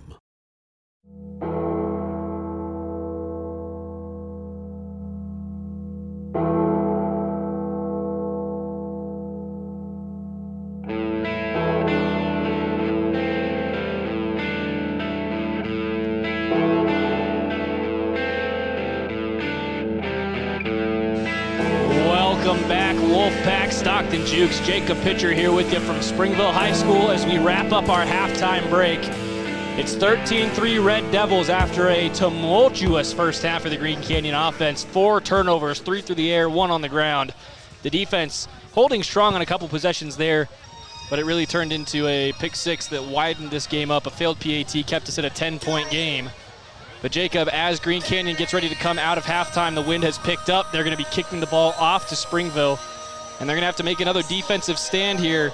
It's been pretty hit or miss on both sides of the ball, but defense stronger than the offense so far. So we'll start with the defense. What are you looking here defensively out of Green Canyon out of this break? I'm just looking for Green Canyon's defense to keep doing what they've been doing all game, Stockton. They have been stepping up against this larger Springville team, Stockton. They have been doing a great job of coming up clutch when it needs. Yes, Springville is able to move the chains a few times, and you might lose a little bit of hope from here and there, but they overall have been staying strong, getting 3 big stops there in that first half. Came up huge. That score of 13-3 really doesn't really show exactly what this defense has been able to do. That first 7 points from that fumble with the offense and then that pick 6 there. The defense overall been a solid rock for them. That is the definition of this team. That's their identity. So it's good to see that back here for the team. Now turning our attention to the offense. It's been a painful 6 quarters of offensive football for Green Canyon to start this season. Perry with 3 interceptions and a strip sack fumble in that first half. 2 of those interceptions, though, you can't really put on Carter Perry. One of them tipped right in front of Hayden Schramm. That ball stays right in a perfect spot for it to be taken in by, I believe that was, who? Man, I'm blanking on the name there. But then the pick six from Wesley Yearsley on another batted ball at the line of scrimmage. It's been the line of scrimmage that's the biggest issue for Carter Perry, causing those turnovers. He's got less than a second in the pocket on every snap. Yeah, and that secondary for this Springville team has been really good as well, locking down those receivers, those options for Carter Perry. Nowhere to go at all. Can't be in the pocket and nowhere else to go, so he's been going downfield. Yeah, he did underthrow that one ball. Probably one of the only interceptions that are on him, but he's doing well for what he has so far in this game. Holt from the left side of the field with wind blowing right to left across the field. That's going to bounce at the goal line and just barely get over for a touchback. Good idea by Springville to let that thing bounce and maybe work its way out for a free kick out of bounds. We would see if the officials know what that call is in this game today. But it's not going to be. It's going to be a touchback. And Springville to the 20 to start this drive. Left to right, like I said, strong breeze coming now right into our face. From the far side of the field, the visitor stand side, all the way across to the near side. Yeah, we're feeling it now, even hearing it over the air. But it's really exciting. I'm excited to see this defense back out here, Stockton. Bringing the life to this Green Canyon team. They're a lot of fun to watch here. It's bringing me some excitement to see how they're going to be able to do here on this one. And I don't know what's happening here with the play clock. Yeah, play clock not moving for whatever reason, still showing 25, and it has for the last 20 seconds. The side official being talked to by Green Canyon's coaches just throws his hands up in the air, says, I don't know, that's your job. Still not running. Still not running. Anyway, here comes the snap from Springville. It's going to be a handoff around the right edge, cuts back through the middle, picks up plenty of space, finally tackled across the 30 to the 32. Green Canyon's been out-physicaled all day today. And that's another example right there, just plowing through that Green Canyon defense, getting 4, even 5 more yards to that run. And Stockton, like we were saying in that first half, that run game is super crucial for the Springville team in their success. Once again, 323 yards on the ground last week against Alta. It's that storyline for the team. It's their identity, to be honest, Stockton. Lisiate Valetti back under center again in that I formation, 2 backs behind him. 1st and 10, hands this off to the halfback around that left edge. Big hole opens up, gets around the corner, stumbles on a shoestring half tackle, and finally taken down by Ross Johnny. 9-yard gain. Yep, they're going to give him 9. It'll be 2nd down and 1 from the Red Devil 41. Give the pickup to number 28, Trayton Harris. He's been having his way on the ground today. Yeah, this Springville team, the run game, I'm going to give them credit. They have the size to be able to run that ball down the field. And really, from what it looks like last week and this week, neither team's having a response to that. 11 minutes now left in the third quarter, a minute off the clock. 2nd and 1 for Springville. Under center again. Handoff. Same play 3 times in a row. It's another 1st down up to the 44. Clock will stop after that 3-yard rush. 1st and 10 again for Springville. Yeah, why change what works if you are Springville at this point? Talking, like you said, 3 times in a row, the exact same play. Able to move those chains twice now. Green Canyon needs to come up with a response, not only to that play, but the run play in general. Obviously, the biggest thing you can do for Green Canyon is create a turnover. Put your offense back out on the field. Short of that, though, you've got to figure out how to tackle at the point of contact. 10:25 remaining in the third quarter. Springville left to right in this third quarter from the far side, hash marks under center. Fake handoff, rolling right, looking for the check down. That's thrown behind the receiver, incomplete, 2nd and 10. Yeah, not looking up there for Springville. Kind of just in his running that route. Valetti down there. Brother to brother, but not quite on the same page. That out got cut hard, and the elder Valetti threw it behind his younger brother. Yeah, Green Canyon. They're good defense. Good job by them recognizing that Actually, option I think they might as well. be twins. They're both seniors. The Twins. 2nd and 10 now, still at the 44, just shy of midfield. Valetti under center. 2 behind him in that I formation. Another handoff up the middle. That time Wheatley gets home. There you go. They're going to give him a yard falling forward to the 45, but Eli Wheatley's been getting himself involved in the run defense today. Yeah, he was right there through the line, just plowed right through, got that lower body there of the runner for Springville and just plows him back. Does get that extra yard, but he came up big there. Again, the exact same play, maybe the fourth time we've seen it here in this half. Very important for Green Canyon's defense to hold Springville to a goose egg in this opening drive of the second half. 3rd and 9 from these, I believe that's the Springville 45. Yes, it is. Nose of the football on the 45. Line to gain at the Green Canyon 46. It's going to be a fake handoff. It's a reverse to the halfback. Great tackling, though. They stay on him. It's going to be a gain of a yard, maybe 2. 4th and 7 coming up. First to the ball there for Green Canyon was Braxton Atkinson. He just hung on for dear life while the rest of the defense rallied around that ball. Here comes the punt team. And that's the stop Green Canyon needed. Like we've been saying, like we said earlier, Stockton, the defense, yes, they are giving up 1 or 2 chain extensions, but still able at the end of the drive, this is their 4th stop here. If they get this punt off, their 4th turnover they've been able to produce for this team. Bridger Frischneck, the punter for Springville. Bit of a high snap, does manage to corral that. Johnny pulls up, avoids the roughing the punter. Breaking 1 tackle, Paps spins out of it, absorbs a second, and he'll go down to the 14. Good coverage there from Springville. Good athleticism from Paps, but that first wrap held him up just long enough. And I think right there for Green Canyon, they're electing to try to return these punts. I think that shows a lot in the confidence that they're having in their offense at this point. They've elected to return a couple of the kickoffs and some of the punts there.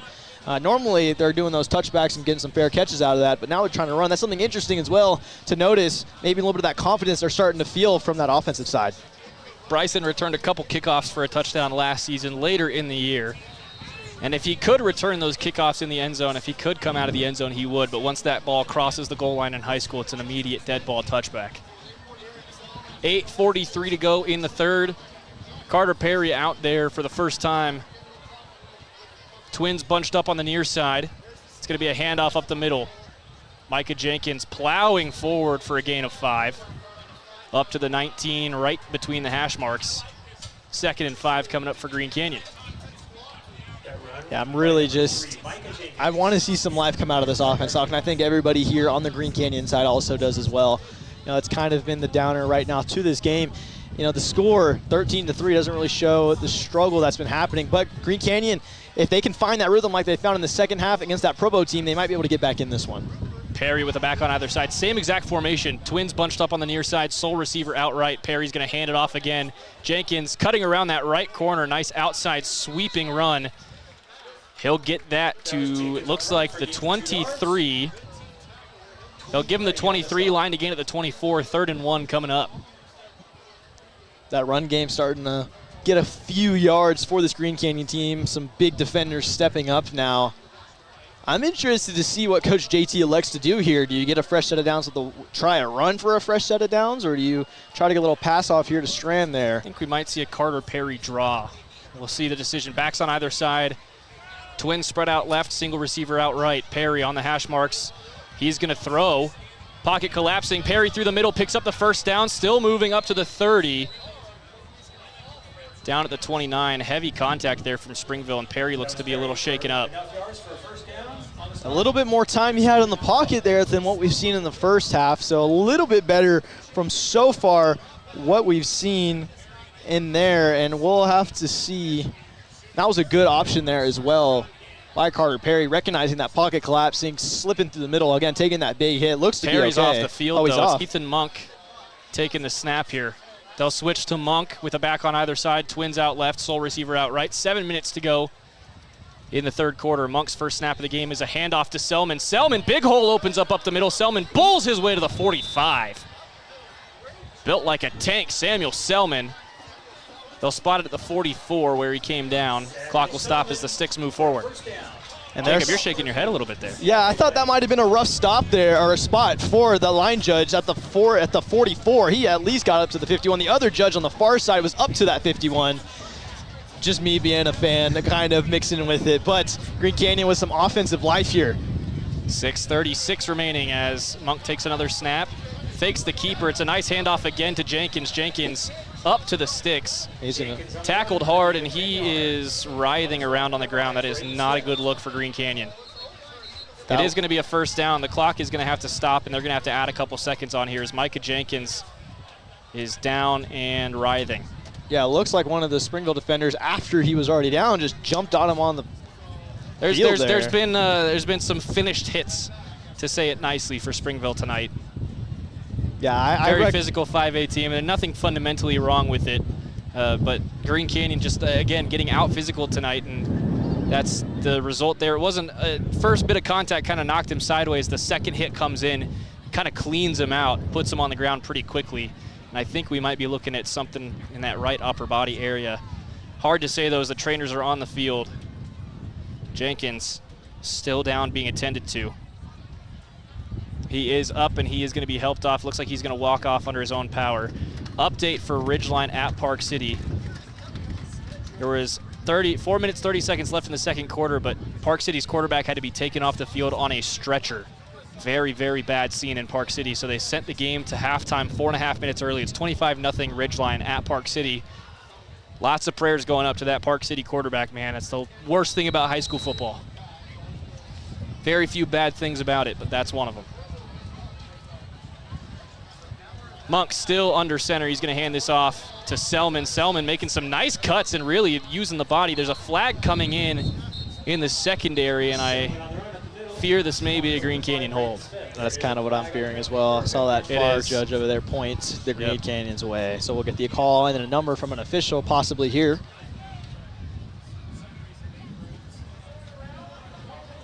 It is a hold. That's going to go against Green Canyon's number 75, Cole Bunderson. The junior getting his hands caught up there. It's 1st and 20 now behind midfield. That wind's really starting to kick up here, Stockton. I'm sure you're hearing that from us right to the face. It's going to put a little right to left motion on anything thrown by Green Canyon right now. Yeah, that's going to be something to keep in mind as well as you look downfield. We've seen a lot of underthrown balls mixed with some wind here, Stockton. That might spell a recipe for disaster for either team, though. But we're not seeing the Springville team really throw the ball that much. So we're more or less kind of an effect here on Green Canyon. It was a perfectly clear and calm night until that sun dipped back behind the mountains. It's windy now. Monk takes the snap. It's a handoff to Selman again. Selman beats one tackler around that right edge. He's going to pick up 3. 2nd and 17 coming up from the 47. They're going to give him 4 there. And since we've seen Ethan in the game here, we've seen all runs here. I'm interested to see if Coach JT will have a pass option here. As we know, Carter Perry, by the way, he is standing right over there next to the coaching staff, talking to JT right now. So I think he'd be ready to come back in the game. Looks like no issues with protocol or anything like that. I wonder if they're trying to see what Ethan can do here in this one as well. Like we were saying, that QB battle still kind of ongoing for this team. Twins to the right, single receiver left, 2 backs, 1 on either side. Monk drops to throw, quick out to the right side, nice hands just across the line of scrimmage and absorbs a hit. It'll be 3rd and 15 coming up. Mountain Crest leading 56-8 over the Uintah Utes at halftime.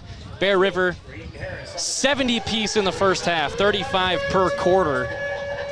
That is insane. Tremont's got a lot to play for tonight, and man, are they showing it. That is insane for Bear River over there, 70-0 at halftime, and I would love to be there at that game to see how that community is rallying there.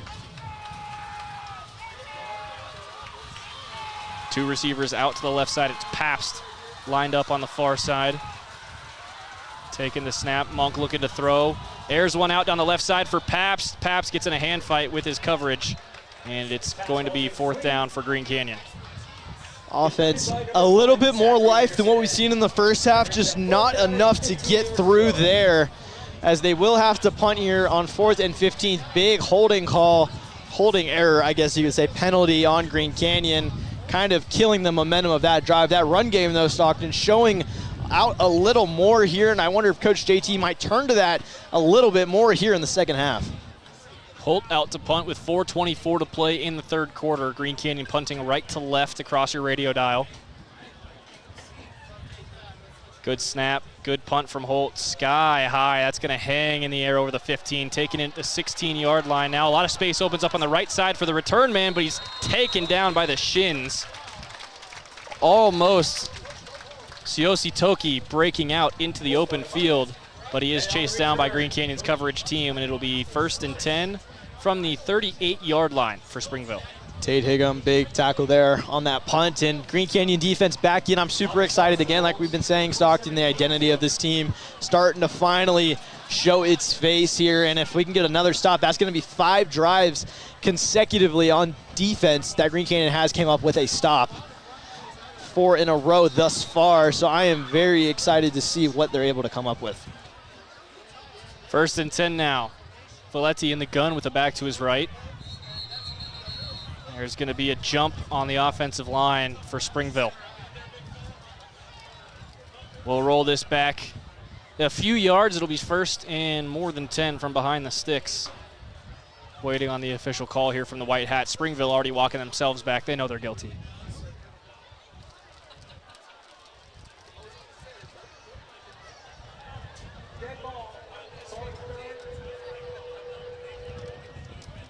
Official lost the number there of the guilty player, but it is a false start. 5-yard penalty makes it 1st and 15 from the 33. Left to right go the Red Devils in this 3rd quarter. Wind moving left to right across the field for them in their offensive position. 1st and 15. Valetti still in the gun with the back to his right. Sole receiver on either side of the formation. Bad snap, gets past him. Valetti trying to fall on it, still loose. Valetti does scoop it up at the 16. Second bad snap there, Stockton, for Springville. One earlier in the first half, and now that one costing them a lot of yards. I'm interested to see what this is going to be. They'll give him the 17-yard line there, so it's going to be 1st down and 31. 2nd and 31. All right, now Green Canyon has an opportunity here to come up with another big stop. They cannot let off the gas, not let an explosive play down the field and give them that 1st down.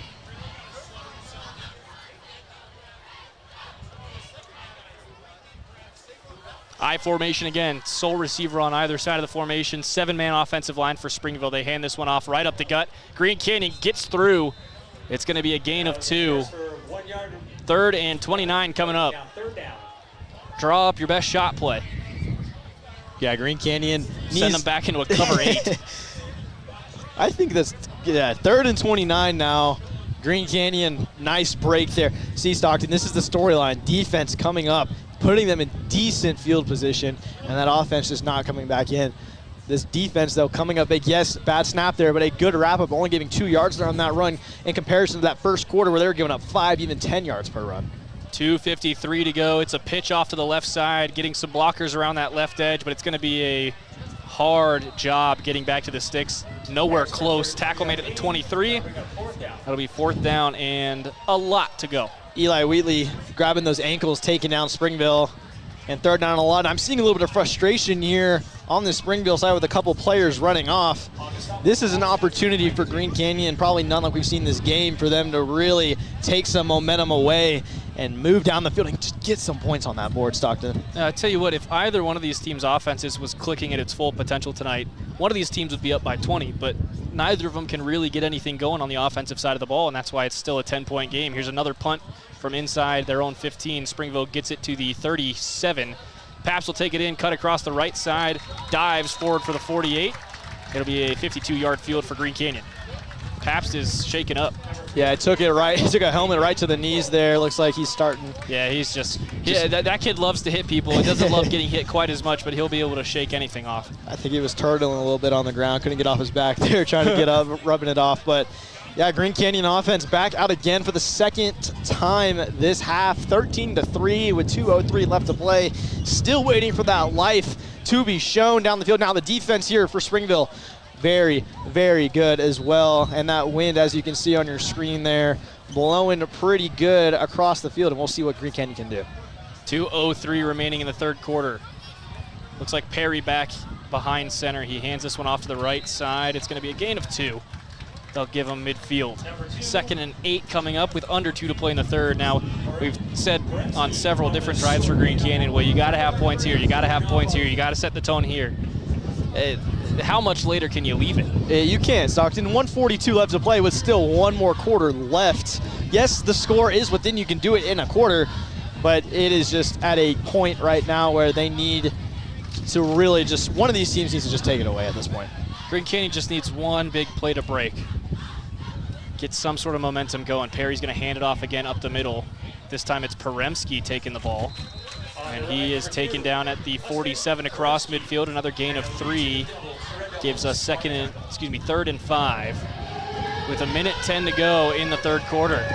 Yeah, Coach JT has a good decision here to make. Do you run the ball that you're guaranteed some yards, or do you try to get a pass off here with this one? Oh, it's second down? No, it's third down, but I'm saying this might be a 2-down situation.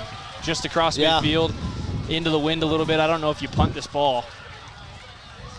You might have 2 downs to try and get this 5 yards. And this is pretty much exactly where Springville was, where the ball location is earlier the last drive. 40 seconds remaining in the quarter. Perry takes the snap. He's going to roll right. That line absorbs no contact at all. Perry gets back to the line of scrimmage and knocked out of bounds a yard past. It'll be 4th and 4 from the 46. I honestly have no idea what just happened there. I saw the defenders, the attackers there for Springville. They were rushing them, and they just stopped. Nobody even dove for Carter Perry. That was a very confusing play right there. I'm not sure. So it is 4-down territory for Green Canyon as they'll make a substitution on offense. 4th and 4 from the 46. Not the worst place to turn the ball over, not the best place to turn the ball over. Still play clock winding down from 10 here. Looks like they are going to try to get it back off. I don't know if they're going to have time, though. 5 seconds left on the play clock as they line up to the football. 3, 2, 1, and JT is going to have to burn one of those timeouts. Coach JT's fired up there on the far side, 45. I tell you what, Jacob, if you and I are frustrated with the offense, what do you think is going through his head? I know Coach JT is not loving it right now, Stockton, and yeah, it's frustrating. I'm just going to put it bluntly. I'm trying to stay as completely positive I can, but the offense has had multiple opportunities to produce in this game and really take something away from it, and they have not been able to do it. That defense coming up big again, 5 forced turnovers in a row for them. 13-3 and only a field goal. There's so much opportunity, just not able to make it down the field. And as a Green Canyon fan and commentator, it is hard to watch. Once again, the ball on the Springville 46, line to gain Springville 42. 4th down, 4 yards to go. 31 seconds left in the third quarter, and you got to think, Jacob, like we were saying a couple minutes ago, you can't really leave a comeback to the fourth quarter at this point with how hard it's been to get points, get conversions, get first downs, get down the field. Got to take them as soon as you can get them. 31 seconds to go. 4th and 4. Perry between 2 backs. Twins bunched up on the right side, sole receiver out left. Perry drops the throw. Pressure immediately down that right side, underthrown. Completely out of sync with the receiver, may have been tipped as well at the line. It'll be a turnover on downs for Green Canyon. Again. They had that time to really understand a play that they needed to produce there. Still, again, miscommunication. That might be the 3rd time we've seen today that has costed them, especially here on that drive. And that pocket collapsing. You knew a blitz was coming. That pocket's still collapsing on Carter Perry, and the defense once again back out. But hey, if you're getting defensive reps here against a good running team like Springville, there is some benefit to take away from that. You know, like we said, they're getting those reps, but man, that offense just disappointing to see. And even just for pride, at some point, Green Canyon's got to find that end zone. In JT Towey-Lee's tenure as Green Canyon head coach, the only time Green Canyon has not been in the end zone during a game, 33-0 state championship loss in 2023. Here's a great run by Valetti around the right side, breaking through all sorts of tacklers across the 35 up to the 30-yard line. It took 4 Wolves to get the Springville quarterback on the ground at the 29. Pap's taking some shots after the play, now getting in the face of the Springville Red Devils, and he's been taking some beatings after whistles all night. Yeah, fantastic run there by Springville. Able to get down the field. And not much else to say at this point, Jacob. There's nothing else I can say to that. The defense still doing fantastic today. I mean, that run does not show how they've been rocking with today, but that's going to take us to the end of the third quarter. 13-3 Springville lead.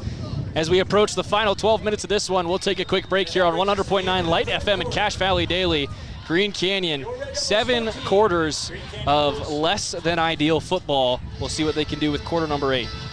Your car starts making that uh-oh noise, bring it to Cache Valley Auto Care. They speak fluent clunk and squeal. They'll fix it right without upselling things you don't need. Cache Valley Auto Care, behind Home Depot on 200 East in Logan. DD Auto and Salvage is going to pay you the most for junk vehicles. Get rid of your junk vehicles today. Pickup is available. DD Auto and Salvage in Logan. Call 787-1204. That's 787-1204 today. See store for details.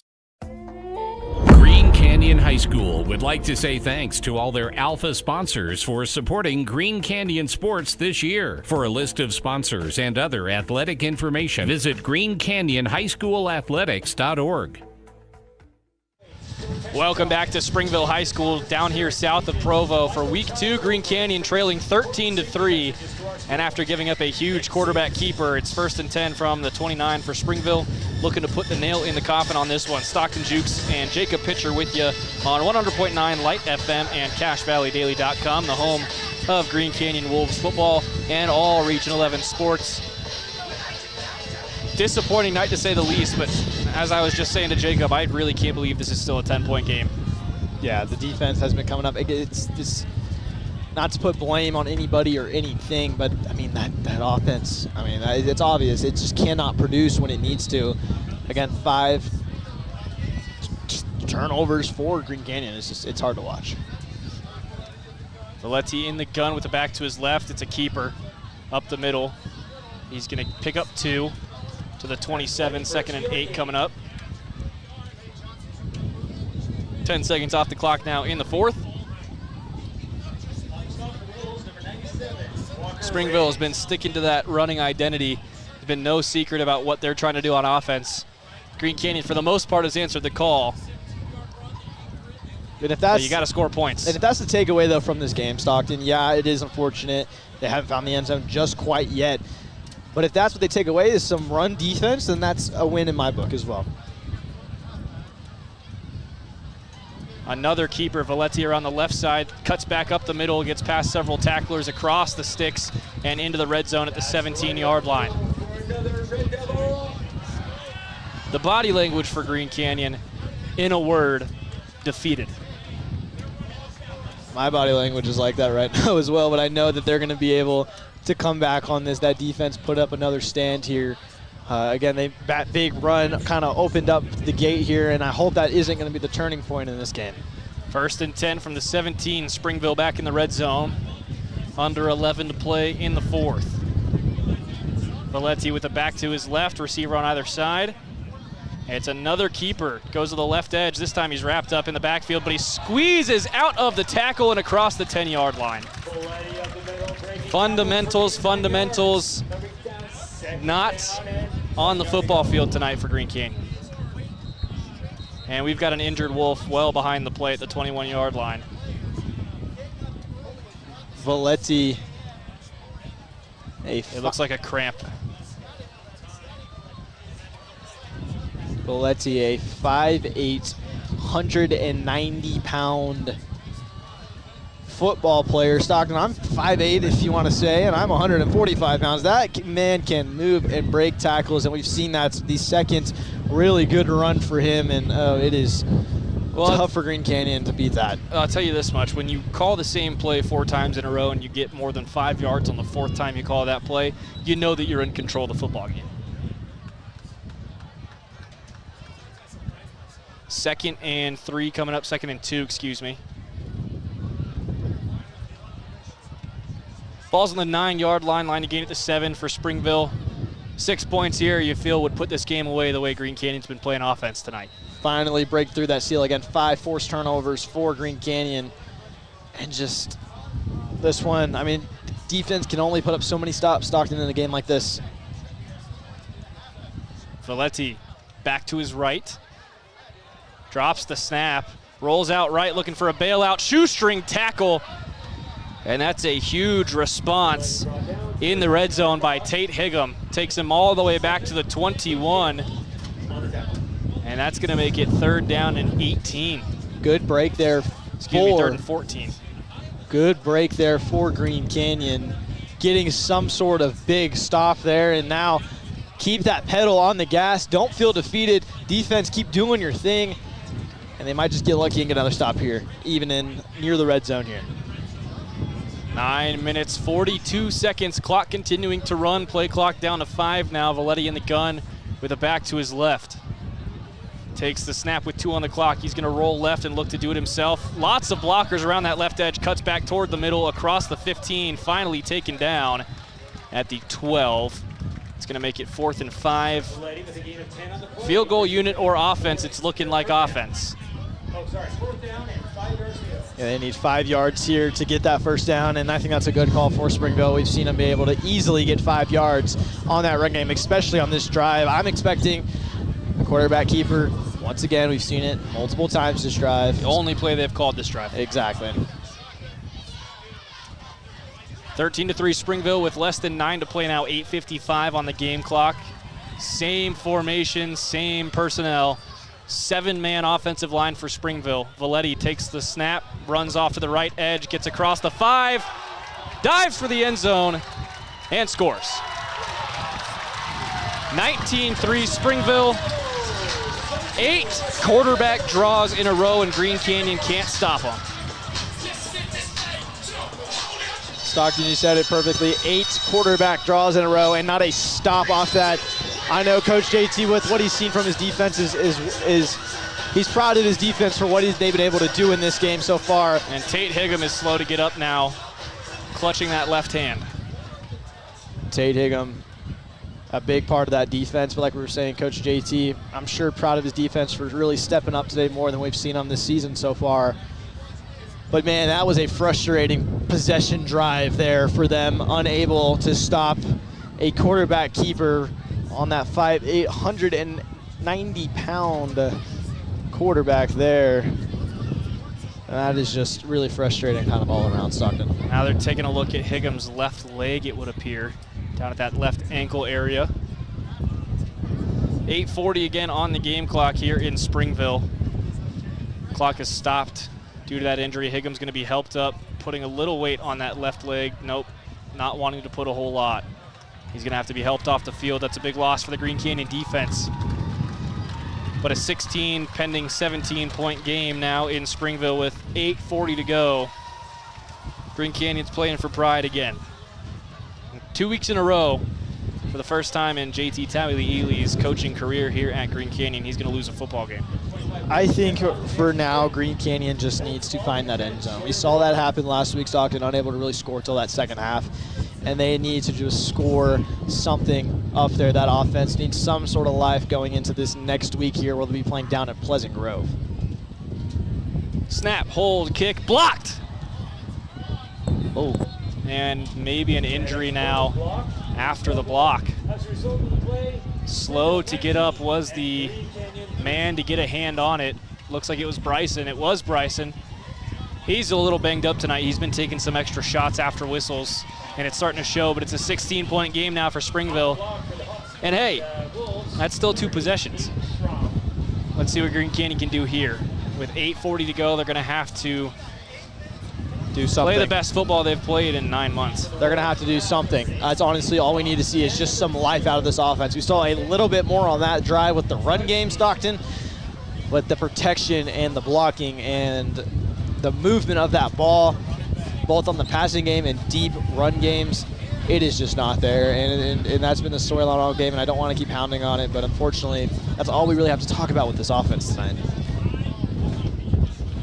Yeah, unfortunate to have to keep talking about it, but if they're not going to give us anything else to talk about, what are we going to do? So, Pap's back to return this one. Man, this would be a great time for his first house call this season. Yeah, I'd love to see it. Bring some momentum. Again, that score Stockton there with only 8:40 left to play kind of really, at least on the momentum side, seals it momentum-wise for Springville. And I don't, again, anything's possible in a high school football game, but yeah, that score was huge for one of those teams to kind of take away with it. Here comes the kickoff from Springville, right in the middle on the X into the wind. That is going to stay out of the end zone. Paps takes it at the 2 on the near side of the field, cutting back towards the middle. Now running around that left edge, there's going to be a hold on Green Canyon, and Paps is taken out at the 20 anyway. On the tackle for the Red Devils, number 3, Damian Tupou. Flag on the field. They are pointing towards the Red Devil side of the field, though, so this might be against Springville. They might have been pointing out the flag there, like it did get thrown, but I am curious, to see. The spot of the flag is the 23. It looks like the ball was down at the 20, and it is holding against Green Canyon. 10 yards from the end of the run will take Green Canyon back to the 10. It'll be a 90-yard field with 8:33 to play. That's just, we'll get into it in the postgame here in a second, but there are 3 very obvious points of contention for this Green Canyon football team that they need to iron out this week in practice, or else Pleasant Grove is going to be a similarly unpleasant experience. 1st and 10 from their own 10. Green Canyon. Perry in the gun, hands this one off. Selman tripped up in the backfield, he'll lose 2. That kind of night. Backfield, number 34,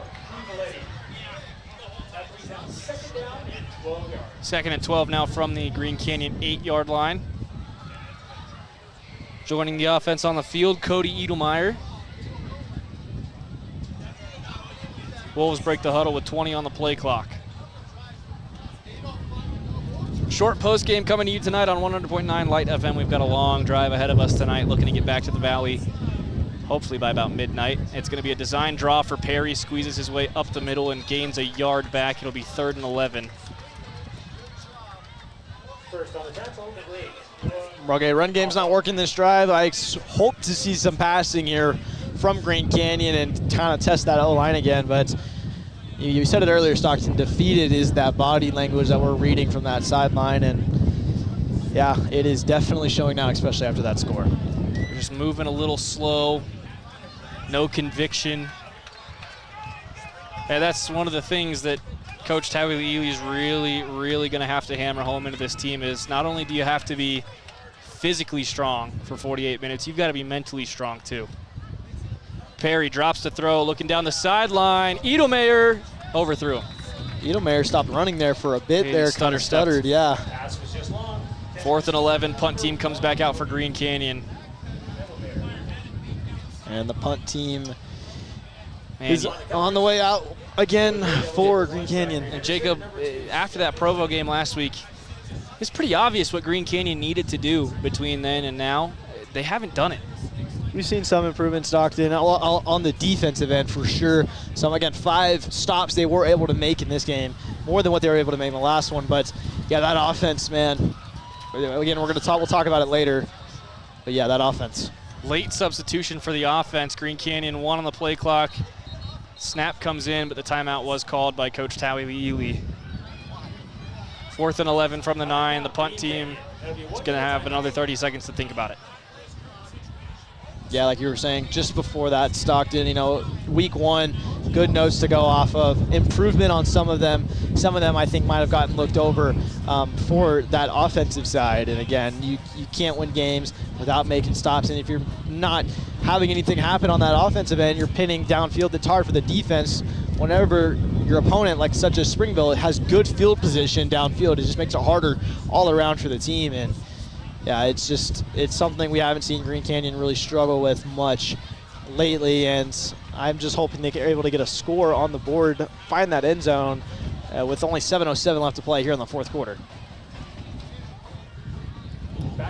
Back to punt once again. Standing on the G in the Springville end zone. Snap is good. The punt comes out in time. Wiggling its way to the 50, caught right at midfield. The coverage team all over it, and they'll get him down at midfield. Tried to circle back away from the coverage. Ended up taking a yard off that run. Springville's going to have a 47-yard field, and Braxton Bowman's banged up too after that tackle. Now, I tell you what, not only is Green Canyon taking some morale shots tonight, taking some shots to their confidence, some of their players are getting banged up too. They just physically did not come into this game ready. All around this game, Stockton, just a struggle bus physically, mentally. It's a rough one for Green Canyon once again here in week number 2. Now it's that kind of start to the season where, listen, like we said, the problem areas are evident for Green Canyon. We'll talk about that in our condensed post game here in just a few minutes, but something's got to be done about it in practice this week, and if they can't respond with at least some sort of gumption next week, the rest of the season's not looking great. Now, that being said, this is the toughest opening to a season they've had under Coach Tawi Ely. That doesn't mean they've been playing well, though, because they haven't. No, because that prime Green Canyon team, like in years past that we have seen Stockton, could mow down this team. Here specifically, that defense coming up big once again. That offense getting just a few points on the board. You only need 20 here to win this one. We saw them do a really good job last week at putting some points up there on the board. It's only a 3-man rush for Green Canyon here. They'll send a couple linebackers as well, make it 5. Plowing through the first level. Red Devils get it up to the 41. It'll be 3rd and 3. I wonder why Green 3rd Canyon and 4. might not be blitzing as much as we've kind of seen them in the past. I know that secondary had some trouble last week. I wonder if they're trying to drop a couple players back to help out with that secondary in case there's that option pass, kind of that trick pass. I tell you what it is. They lost a couple big seniors last year on both sides of the ball in the trenches, and that's where the trench problems have really become evident this season, is you're lacking a lot of experience and a lot of just raw skill on the offensive and defensive lines. 3rd and 4 for the Red Devils. A pitch around the left side. Great block on the edge, but that is going to be a chop block against Springville. No, he's down. And yeah, down hard, writhing around on the ground in pain. That's Aldo Rodriguez. That was not a legal block, and this will bring Springville back. Now we've got a fight at the spot of the tackle. Not quite all the way breaking out, but it's number 8 for Springville, wagging a finger and shoving some Green Canyon players around. Tua Nafahu. Not thrilled with some of Green Canyon's secondary on that one. Didn't quite see what started that. Yeah, high side block on Springville's number 3, Damian Baby Tupu. And they're finally starting to get flagged for some of these bits of contact we've been seeing all night. Yeah, we've been seeing contact all night, just some really hard hits, sometimes even after the whistle and not going, but I'm not sure what that penalty call was. It was yeah, there it goes. It was a high side block. And that's just super unfortunate. And the play clocks are turned off right now. Not 100% sure what's going on there either. Haven't seen that tonight. Clock stopped at 5:18 after the flag came out. It's going to be 3rd and 19 from Springville's own 44. Behind midfield now for the first time this drive. They started this drive ahead of midfield. For all of you that might be interested, there's no play clock on. Yeah, the play clock is off. Springville's just getting all the time in the world. The start the clock signal comes in from the official, but the play clocks are both off. They've had play clock issues all night here. Yeah. 5:05 to go now on the game clock. Under center in the I formation. Springville on 3rd and 19, waiting, trying to pull the hard count. They had no play clock to have to fight, so they just took plenty of time off the clock there. Now it's going to be a wrap and run. Great tackle on the near side. Sawyer Rainey putting some frustration behind that one and throwing the ball carrier, Bo Halverson, to the ground.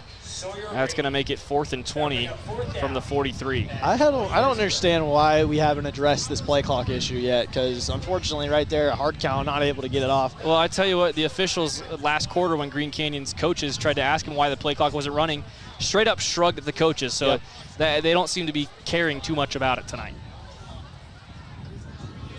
4 minutes, 20 seconds remaining in this contest. It's going to be a punt for Springville. Still no play clock.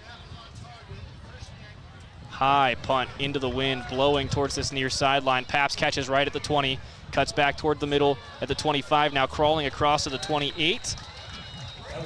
Another late bit of contact from Springville, no whistles, no flags. White shirts have been flying after the whistle all night long.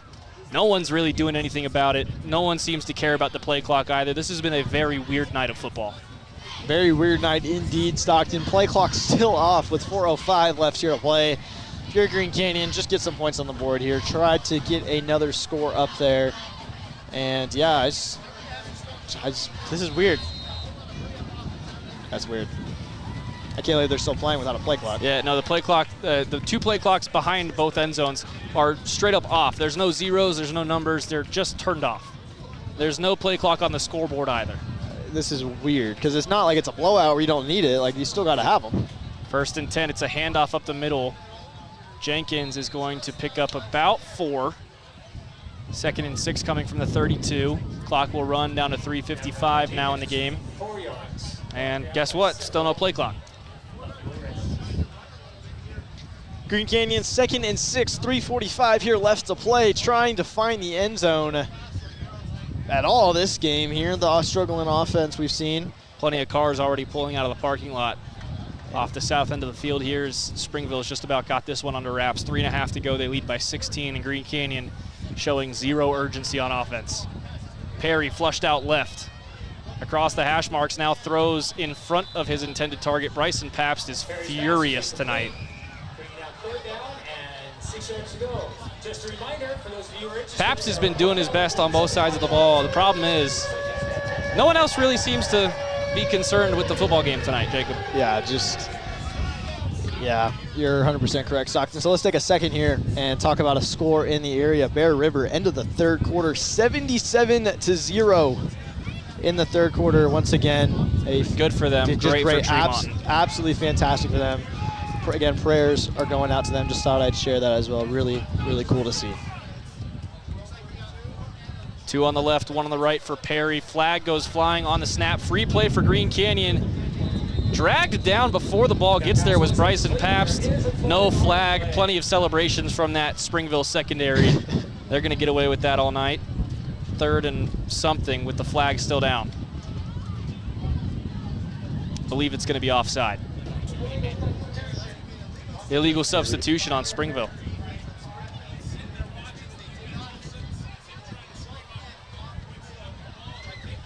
This one will march forward all the way to the 37. It's going to be 3rd down and 1 after the free 5 yards. Brings up 3rd down and 1 yard to go from the 37-yard line. Green Canyon, I think they just got to throw another shot down the field here. Now, something else that just occurred to me. You know whose name I haven't said in about 2.5 quarters? Hayden Schramm. Where's he been? Wonder if he got banged up.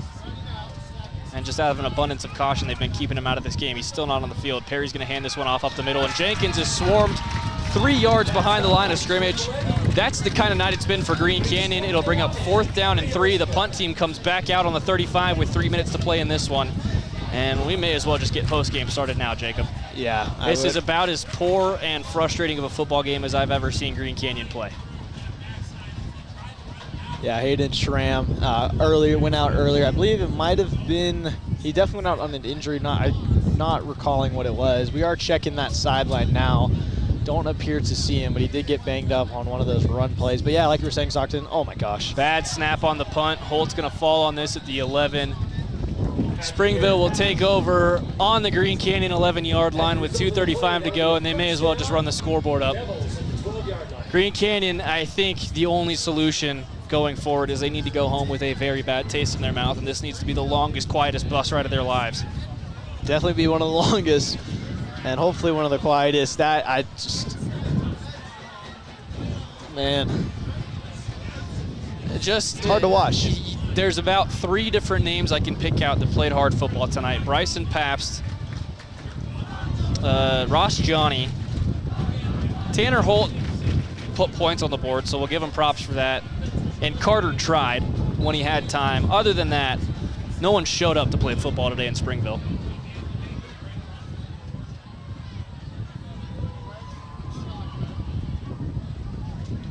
It's going to be a keeper. Oh my gosh. Running through 2 different Green Canyon Wolves and all the way up to the 3. Tua Nafahu takes the direct snap and runs that one through the middle.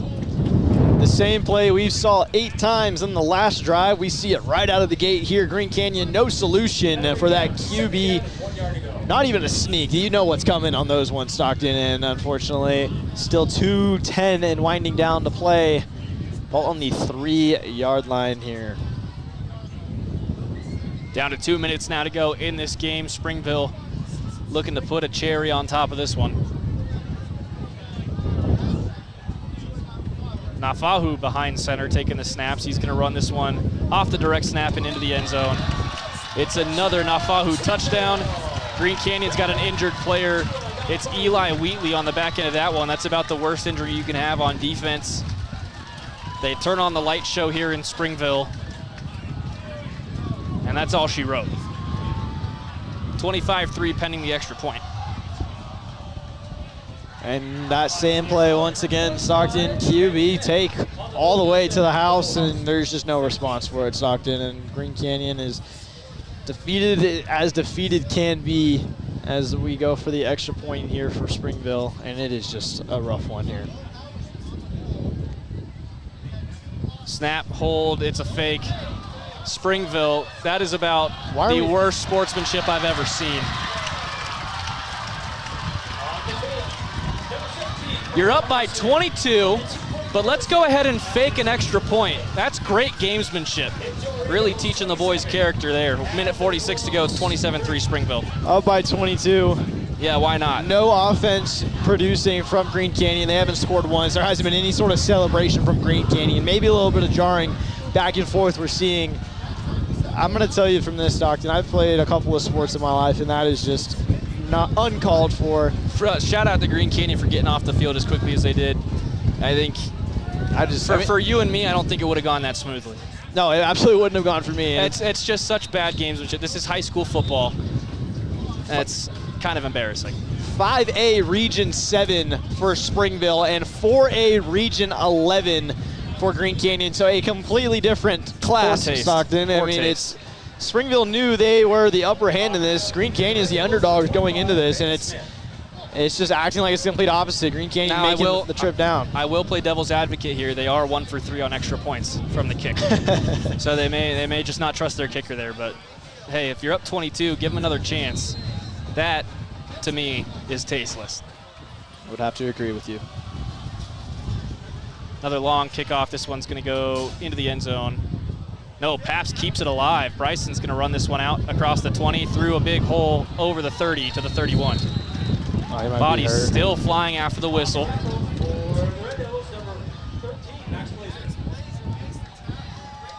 And I tell you what, I really liked this Springville team for 3.5 quarters. They're putting a really bad taste in my mouth right now, and that's not to say that they haven't deserved to win this game, because Green Canyon has played poorly and Springville has executed well. The decisions they've been making and some of the things their players have been doing for the last 5 minutes rubs me very much the wrong way. 1:40 left to play. No play clock still. No play clock for about the last 6 minutes of this. Yeah, why would we need that? I don't know, man. This is just one of those games. It's a weird night of football in Springville.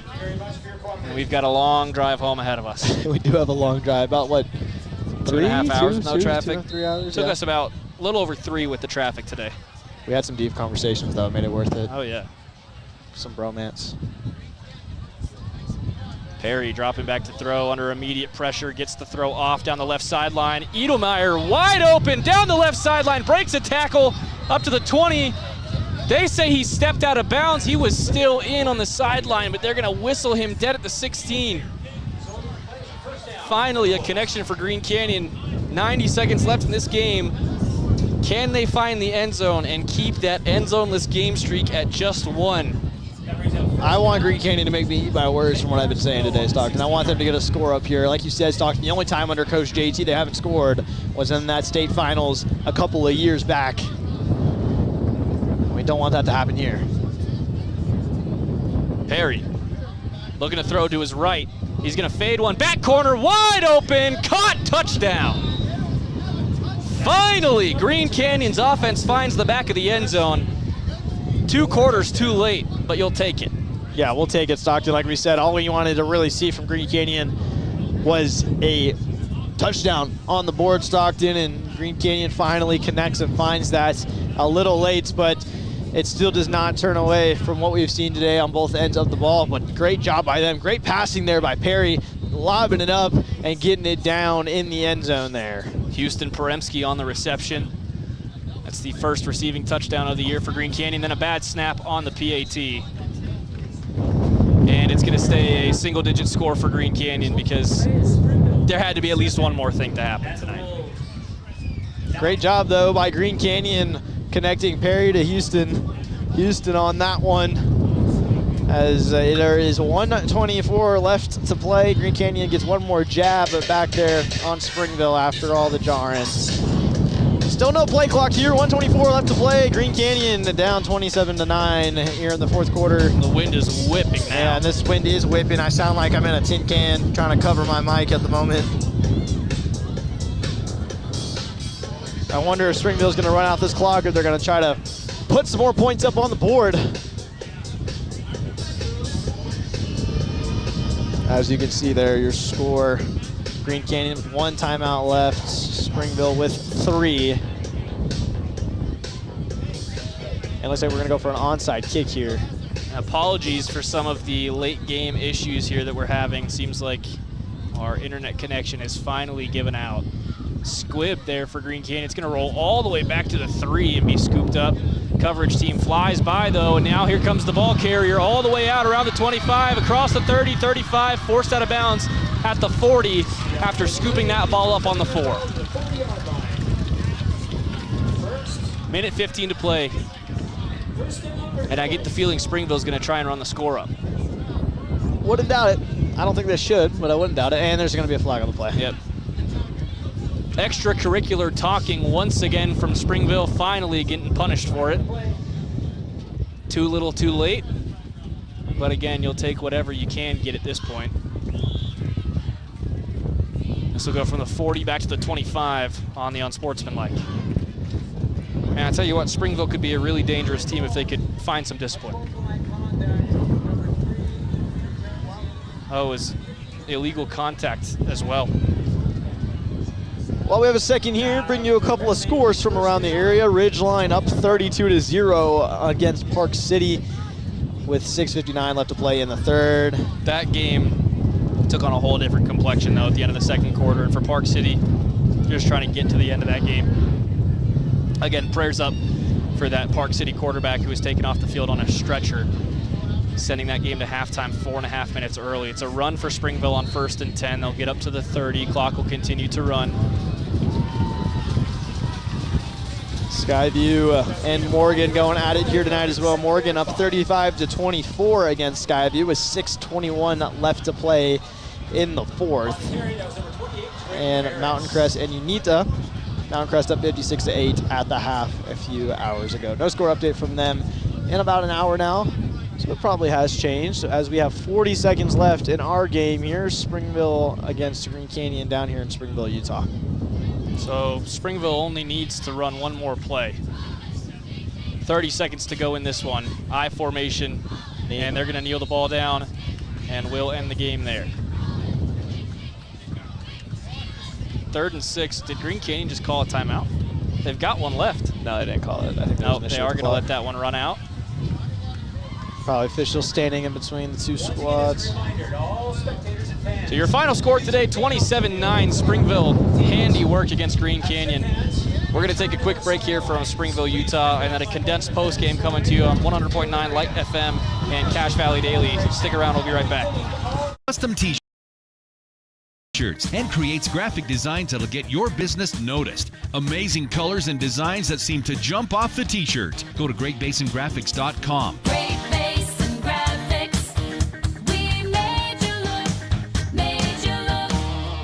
Searching for copiers and printers? Les Olson IT has what you need. Find reliable HP printers, award-winning Sharp copiers, and high-end Ricoh graphic systems. Les Olson IT. 27-9, your final here from Springville, Utah. Green Canyon football on 100.9 Light FM and Cache Valley Daily. Stockton Jukes and Jacob Pitcher here with you to wrap things up on your post game today. Brought to you by Mountain Shine Cleaning. Green Canyon football also sponsored by Advanced Heating and Air. You can now schedule your service calls on their website, advancedheating-ac.com.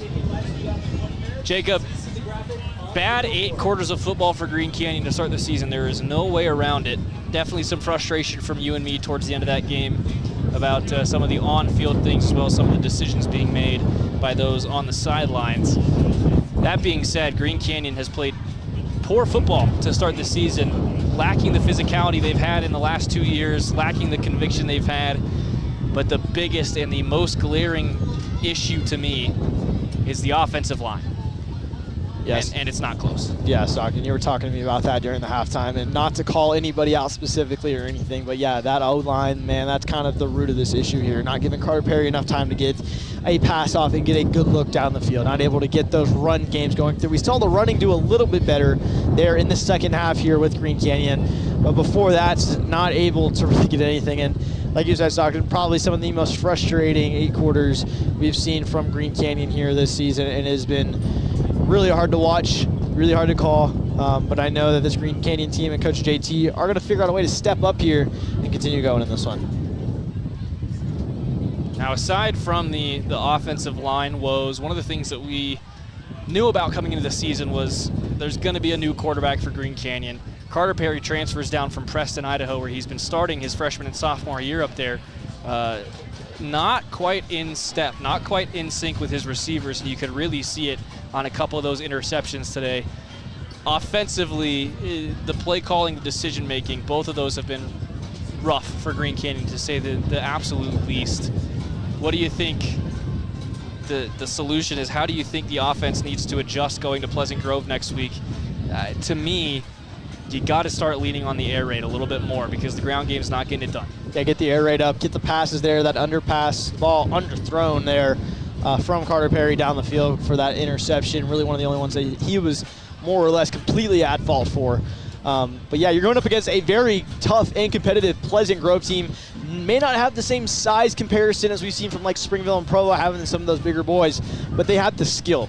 Pleasant Grove is a skill-based team, and Coach JT has told us that team is the skill team that they're going to be going up against here next week. And yeah, Stockton, the offense and airing out the ball, that might not be something too shabby, and just let Carter Perry do his thing. But you got to kind of, again, you're going to go up against some skillful DBs, some skillful, strong safeties down at Pleasant Grove. And the last thing you want to do is give up interception after interception trying to go for those deep balls. Now, we mentioned that we want to see more passing game, but a couple question marks as we go into that. First and foremost, obviously the offensive line. If you're not giving Carter Perry more than a second to make a read down the field, how are you going to call those play calls? Because he's going to get flushed out and have to run anyway. The root of all issues. The root of all issues, exactly what I said, Stockton. That O-line is, I mean, at the end of the day, yeah, if you're giving them less than a second to go down the field, then that's not acceptable. You can't have that happen here in this level of football here in Utah. And then aside from that, big question mark is, where's Hayden Schramm going to be next week? I see him out there. He spent most of the end of that game kind of on the bench near the trainers, helmet off, just sitting down. I'm going to reach out to Dave Schramm this week and see if there was something bad going on. I'm starting to feel some raindrops here in Springville as well. Yep. So we better get things wrapped up here and head back to Cache Valley. Tough night in Springville. Tough 2 weekends in Utah County for these Green Canyon Wolves to start their season. They'll have to come back down here one more time a week from tonight at Pleasant Grove, 7 p.m. kickoff on the 29th of August. Springville will head up the road and take on the Provo Bulldogs next week. But for Jacob Pitcher, I'm Stockton Jukes, wishing you a pleasant evening up in Cache Valley. We hope to be up there with you in just about 2.5 hours' time. Until then, have a great night, have a great week. Aggies back to school this week. Aggie football back with you next weekend. Looking forward to all that. It's going to be a great week. Cache Valley, just a minor setback here for the Green Canyon Wolves. Nothing they can't fix. Stay with us next week from down at Pleasant Grove. This is Cache Valley Daily covering Green Canyon football. We'll see you then.